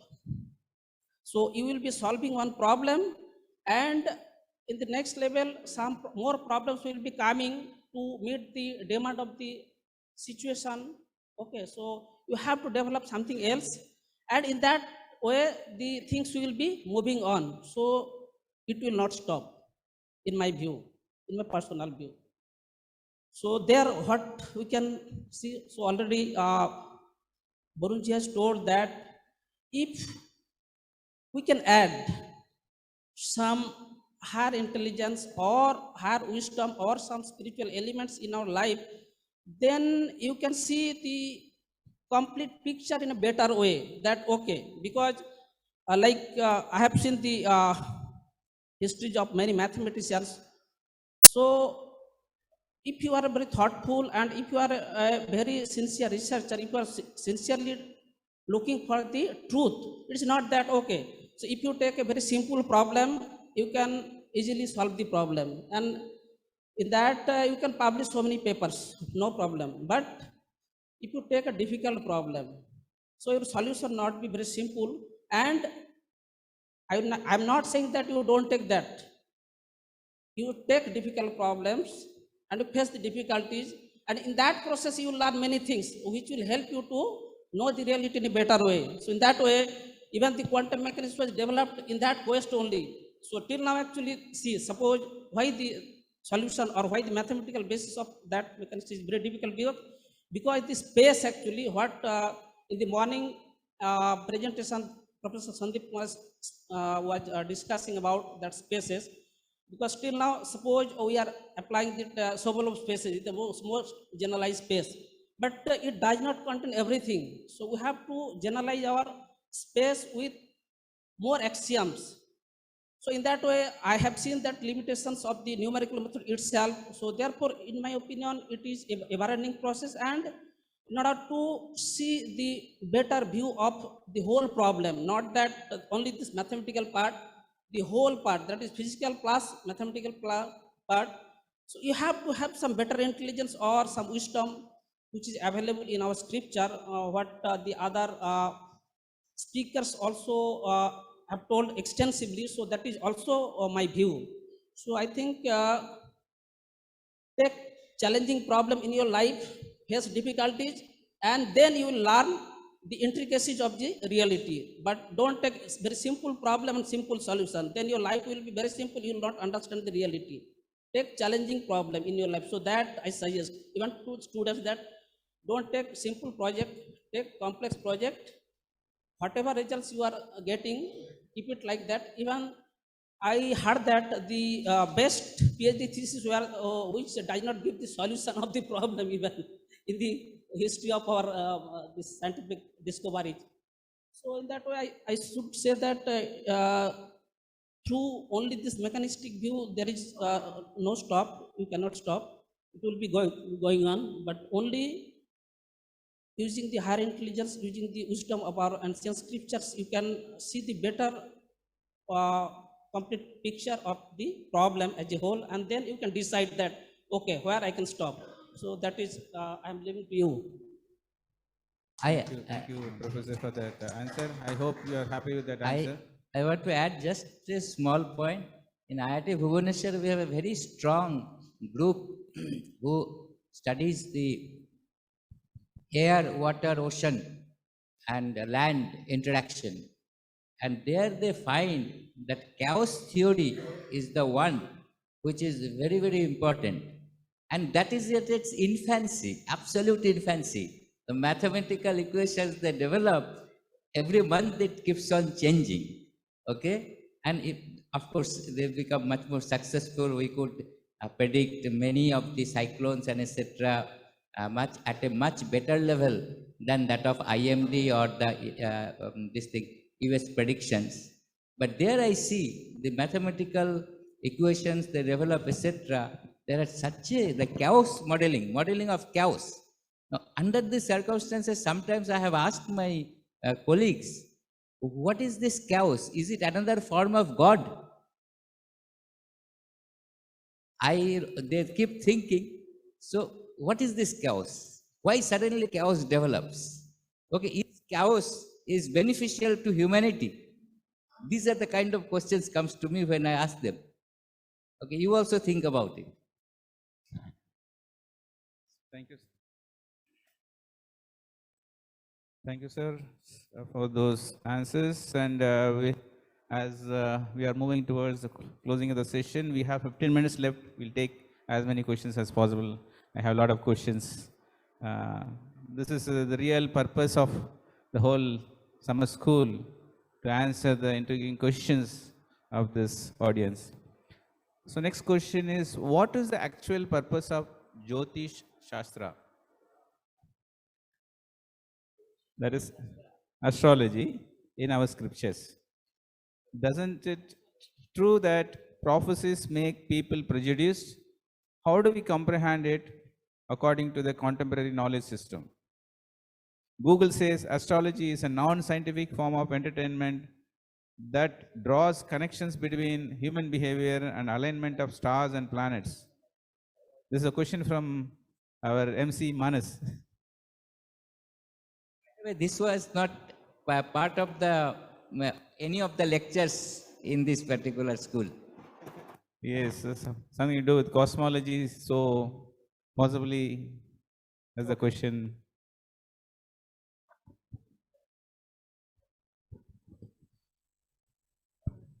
Okay, what is the purpose of Jyotish Shastra, astrology, in our scriptures? Is not it true that prophecies make people prejudiced? How do we comprehend it according to the contemporary knowledge system? Okay, a nice question actually.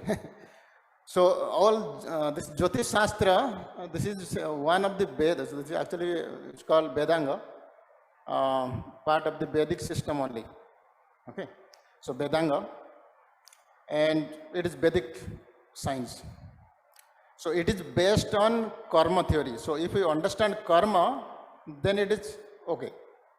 That means because all living entities, we are all living entities. So it is not that for the first time we are here. So we are coming many times, okay, in some form or other. That means previous life's karma we are carrying. So therefore, one is having good fortune, another is having bad fortune. So one is having good facilities, another is having bad facilities. So how it is happening? So this is from the previous life, what karma he has done, whether he has done certain pious activities or bad activities. So these are punya and papa. So these are there actually. So based on that, so he will take birth at a particular constellation time. So at that time, what is the position of all these planets, 9 planets basically, which influence the life of a person. So it is straightforward. So from that, because just like a model, this is a model, Vedic model, so it will predict. It will predict. Just like modern, we have the models, so the equation is there, it will predict after 5 minutes what is the position of this projectile.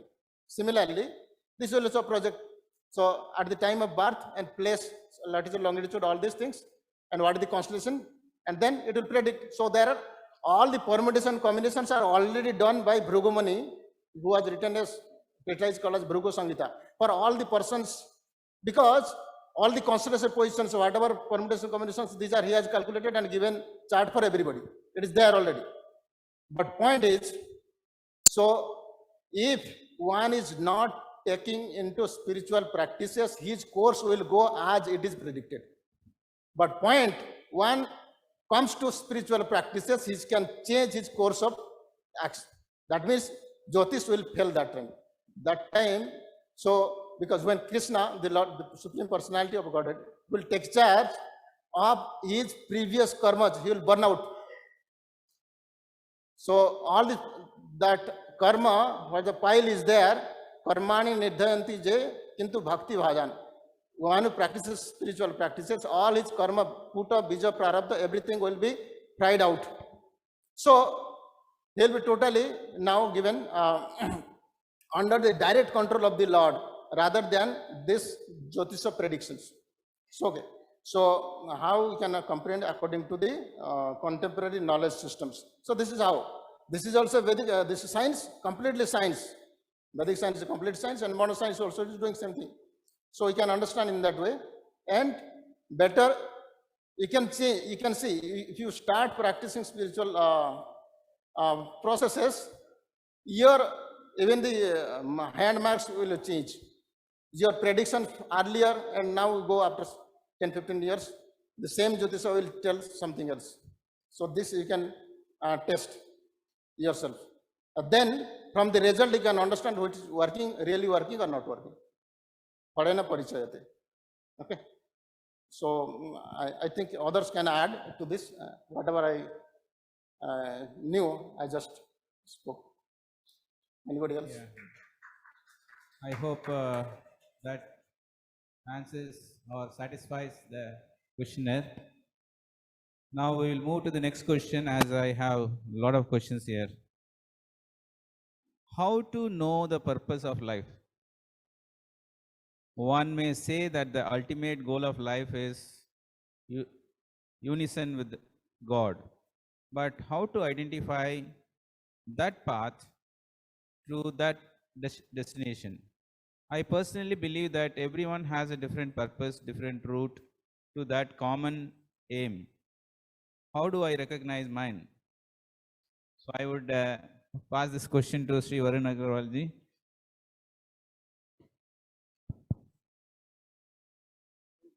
Who is asking this question? This is the question from Sarvagya Goyal. Okay. Okay. Okay. Yeah, good question. It is true that intellectual mind, educated mind wants to find himself, the reason, the logic. Though the scripture says very straight that purpose of life is to to find out about God, to revive our relationship with God. But then suppose I want to find out by myself or do a logical analysis. Yes, so one can do that. You see, you have to go a couple of steps. One is that one of the basic foundation which comes in our life is, one thought process is that one day, all of a sudden, at t equal to 0, for example, I am here. Right? One day, all of us, we just come out of the womb of the mother at t, suppose whatever time, t equal to t1. And I don't know why I am here. You ponder about this when you go back, contemplate. Each of us, just one point, we come out in this world, and then I am giving the goals. You have to become this good academician, good doctor, good lawyer, all this, and then you have to lead a family, and then, well, everybody dies, so you also die, so what is the big deal? The process is presented in such a nice way so as to one side not to too much inquire, first of all, and not to question the very why I am here at all. And this, if one can not question why I am here, then what good is our curiosity? You are curious about stars, you are curious about black holes, you are curious about quantum entanglement, you are curious about everything other than yourself. That curiosity is good, but the very foundation means why I am suddenly here. So that was actually the purpose which science started with originally. Now things have changed. So if one goes with that foundation, one will come to a point that I should first of all inquire why I am here. That I cannot avoid it. Even if others try to make me avoid, I will not avoid this question, why I am here. That is number one. Number two, you can add further.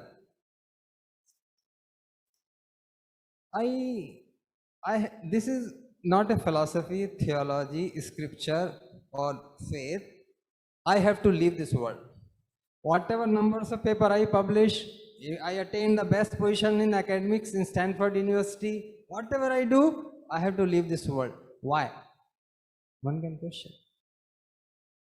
Very, very simple and logical question. I am not telling this about Bhagavad Gita or scriptures tell this. So even they go to the point, very strong words, that if one cannot question these 2 points, birth and death, he is not considered a human being. Very strong words. Mean human being is not by 1 kidney, 2 gallbladders and 2 retina and nice hairstyle. This is not human being. Means scriptures tell. So to put a foundation is that there must be something behind in this cosmos. Means why I am given a window of 70, 80 years or 100 years and then finish. That's all. So this puts a thoughtful person, what is the purpose behind my life? That has to come, any person. Means if he is thoughtful, really curious, not just the partial curiosity as we have been propounding today. Curiosity is very important. It is a part of our ancient tradition and modern science both.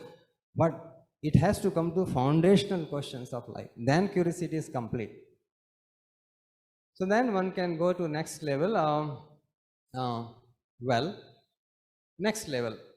Scientist helps in this. One Brouwer is there in history of mathematics. He very nicely analyzed. Okay. One is, I am here today. I don't know why I am here, but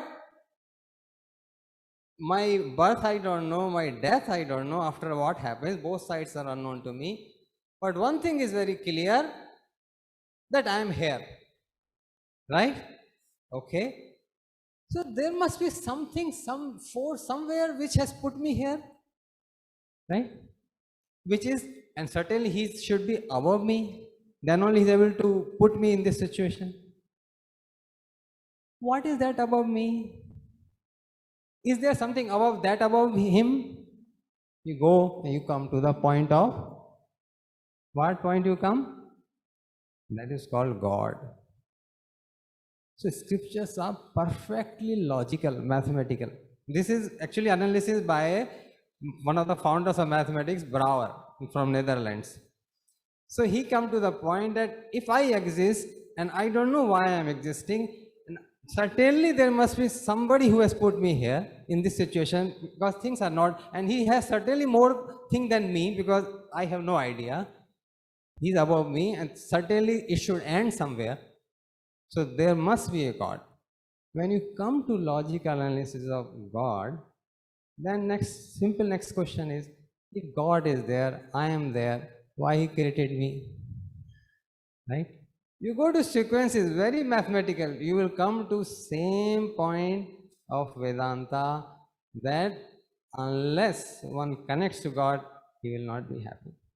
That's why the purpose which is told in Vedanta in a simple 3-word shloka, you can do a rigorous mathematical logic analysis and come to the same point. I told you partially. It will take too much. You can rest. You can fill up. If you are not able to fill up, I will help you to remaining fill up later.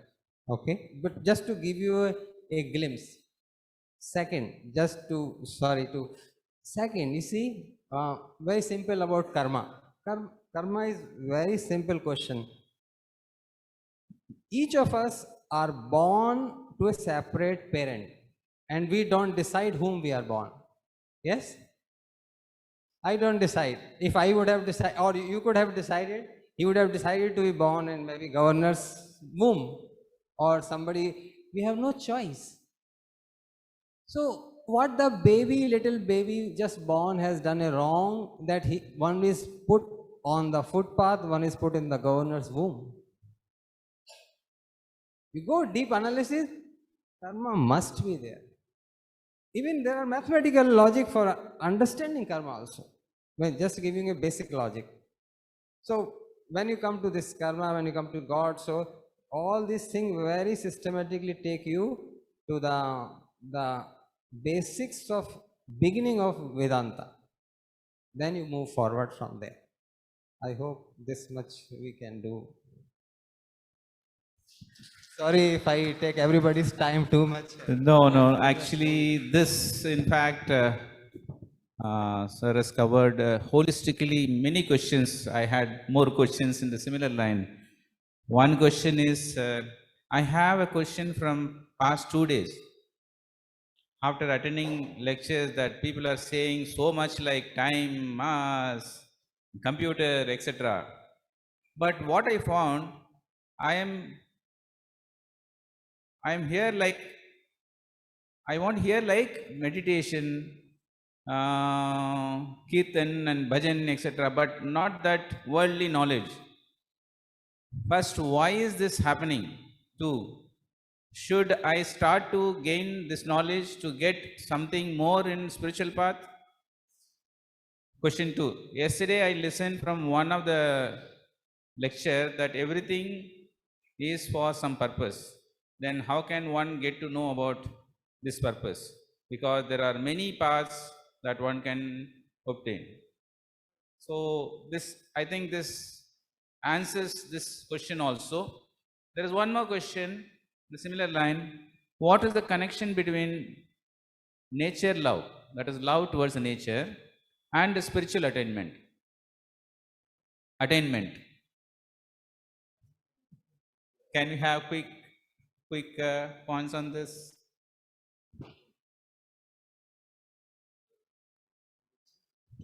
Yeah.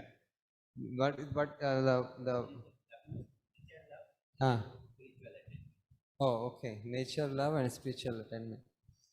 So this is very interesting point, nature. So when we do scientific analysis, the last thing we go there is how any phenomena is happening, nature is doing it. We stop there. But what is nature? From where the nature has come? How can you stop at nature? So in scriptures it is told, Maya dakshena prakriti suyate sa characharam. From I am the source, I am the director of this nature. This is Bhagavad Gita shloka. So nature is not last. Last is Lord. From him comes, the nature means what? We put in cosmology, the phenomena, the planets, right? So that's what we were discussing. What is this nature, how it comes? That's the one of the foundation question. So the nature's love is very good. So love of any kind, of anything with anybody, in a sense of whether animals, whether human beings, whether nature, love is very good. But still it is not complete. Unless love comes with the God, all loves will remain incomplete. It will break down at some point. Means break down in the sense, so many ways it will break down. One is two good friendship, good love, after some misunderstanding happened, separated. One simple. Second is friend got a postdoc position in Germany, he separated, and after that he got married and settled there. Now once in a while you talk. Next level of thing is we leave the body. So the love here is very good, but is not complete. So but if one develops what is called love in normal language, love with God is technically called bhakti.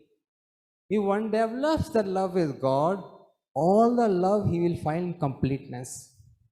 Whether and the person in front is loving him, responding or not, you can still love him. That goes to such a deep extent. So that is a deep thing. We are very ordinary small people, but idea is that spiritual this nature's love is a subset of spiritual enlightenment. When you have a spiritual enlightenment, which means pure love with the divine, with the Lord, nature love is automatic, because you feel what a creation my Lord has done. See such a beautiful fish moving without any, we are trying to understand these aeroplanes, how their wings move of the bird. What a creation. Every point you see the mountain, every point you fall in love that how he has done it. So if love starts from the root, it will be complete and lasting. This much I can say. Thank you, sir. Thank you. I think sir has given a wonderful pointer towards the unconditional, unlimited love. Actually, Dr. T.D. Singh, who is the founder, director of Bhaktivedanta Institute, he has given a talk on this the science of unconditional love, the unlimited love, which we call it in ahetuki apratihata, which flows unconditional and which flows unstopped. So that's the love sir is talking about. So the idea is we have to move towards that, or inquire about it, or work towards reaching that kind of a love. Thank you so much. And I think we have come to the 1 hour session. We completed it. The topic of this session was foundations of science and beyond, future directions. So quickly, 3 seconds, I would request the panelists to just give what is the future, what is there in store for us in future, based on the discussions and deliberations we had in the last 3 days on this topic. So 3 seconds quickly, then we'll wind up the session. Thank you.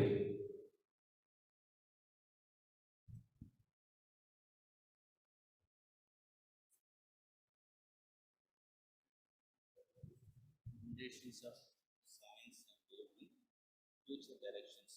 3 seconds, you can speak. Speak for 3 seconds. 3 seconds. Future directions.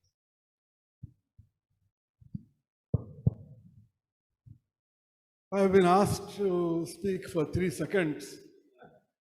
Even Weinberg gave himself 3 minutes. Jokes apart, the theme is foundations of science and beyond, future directions.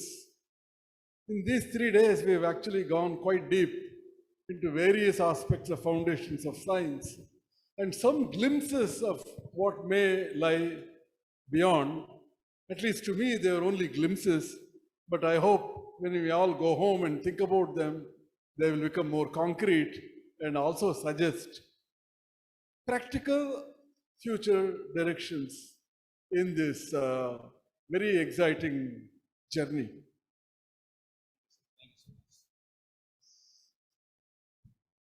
Yes, sir.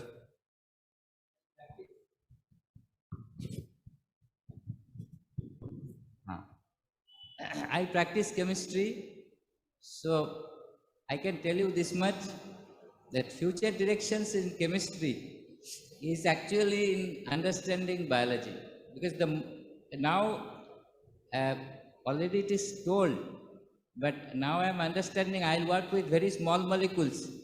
Okay, it is not enough to understand the nature. In order to understand nature, we have to go to big molecules. I thought that mercury sulfide was a very small molecule.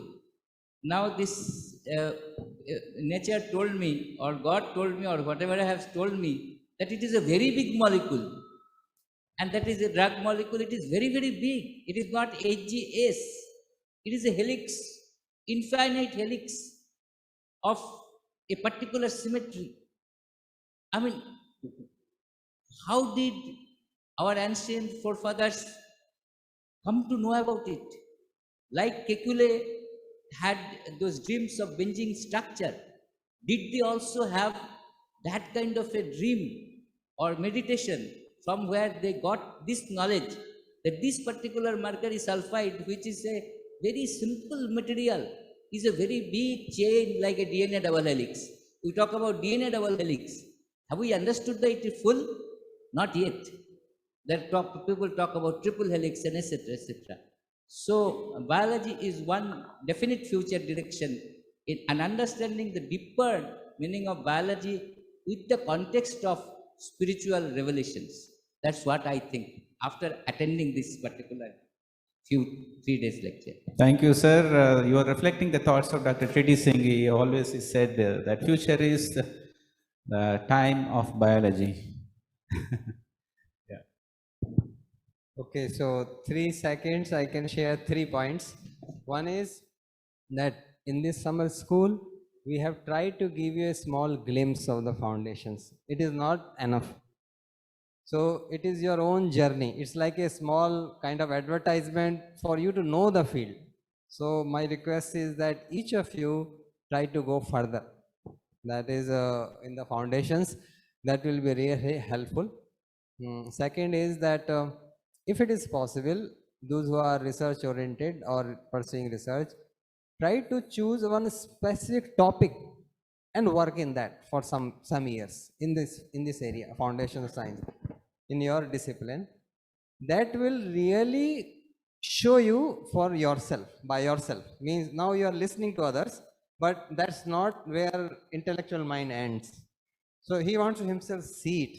So my request is, you choose one of the topics and pursue research side by side, slowly by slowly. No need of any pressure of papers or any deadline. Do it. Over the years, you will see the gems coming out. And the things which are being taught, you personally will see with your eyes, you perceive. And third thing is, of course, means my small request that add some spiritual practices in life. So that will help you, because life is not always like a upgoing curve, right? Is a sign. There are always some ups and downs. So when you are very down, it will balance you to the axis. So add some 15-20 minutes per day, not much. That will help a lot in your own comprehension of the academics, as well as in your own personal peace and happiness. So that much, you need not to leave anything. Pursue your research, pursue your academics and career, your profession. Carry on it nicely. Just add few things of this side, spiritual side. That will make you very beautiful journey. This much I can say. Thank you. Thank you, sir. Professor Harekrishna Mohanta. Okay. So science and spirituality, so they are going to like, so they are actually two paths for the same search. In science also we are searching for the absolute, spirituality also we are searching for the absolute. So they must converge. Science and spirituality must converge at a point of time. Of course, one is top down, another is bottom up approach. But in future, it has to converge. So the role of scientist, the modern scientist, so they have to see the viewpoints from both spirituality point of view and modern science point of view, and they can actually create this synthesis. So that is the requirement, and this is going to happen. So we can see that as people are more and more interested, and they are taking out the spirituality from the scientific background. Scientifically they are inquiring. So when they are given answer philosophically, they are convinced, so they must accept. So it is not a blind following. So definitely future of modern science and also spirituality science. So they must converge at one point of time. Thank you. Thank you. Dr. Ramji So thank you. Here, basically, the only take-home message is where science ends, spirituality begins. So basically, the science is basically for our happiness.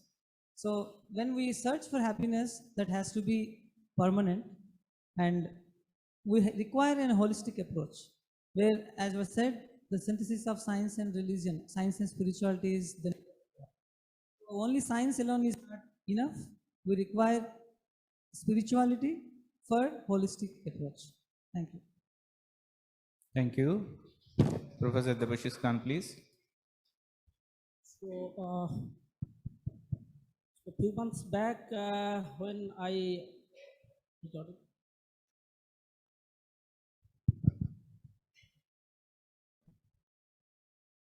So a few months back, when I was in Kolkata, so one day Borunji called me to the Bhaktivedanta Institute office, and he told me that want to do a summer school on this topic, like it was known, knowable and unknowable.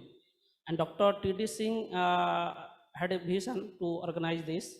And once there was a conference in US on the similar topic, I think. And this conference was organized by all the topmost scientists. And this time also I invited a few, but because of their this busy engagement, they could not join. So in that spirit, Dr. D. Singh told his disciples, Borunji and Brajapati, that try to hold a similar type of conference or school in future, because this is very, very important and foundational. So in the last 3 days deliberations on this topic, it appears that, okay, through various disciplines of science, we have come to know many things in nature. We have explored the nature through several ways. We know many things, okay. And also, we may know many things in the future by using our, by exercising our this scientific knowledge, or by increasing our this computational technique or this power. So few things may be known in future, okay, but they are also, it appears from the deliberations that few things may not be knowable, like in many presentations I saw that, like Turing test or Gödel incompleteness theorem. So these are clearly indicating, and these are not that like, these are like our experimental blockages, or but these are inherent problems. So therefore, these problems are there at the foundational level. So therefore, to reinforce the foundations in science also, and in order to make this unknowable to knowable. So I think, in my view, this spiritual wisdom or spiritual elements can help a lot. So that, again, I am repeating the same thing, that a greater and broader overview of the physical world, or in a very small scale, for the problem in a very complete way, we can comprehend the things in a better way. So this may be a take-home message, that try to include some spiritual elements in your life, or the spiritual wisdom, so that this unknowable may be knowable in future, which you are thinking that it may be not knowable. That's all. Thank you. It's been a wonderful session, and I have been given this responsibility of moderating the session. I am really humbled by that. And as a moderator, there are no points to be added, but still I would try to add my understanding of the whole discussion, that you question the foundations, question the logic, question the reasoning. By doing so, you will reach, or you will get an opportunity to understand at least a glimpse of the ultimate reality. Okay, with these words, I would like to conclude the session. Thank you. I thank all the panelists for coming here and answering all these questions. And I have a few more questions left, but we are running short of time. We will get this answered and try to post it to you all. Thank you so much. Thank you. Let's give them a big round of applause. Thank you.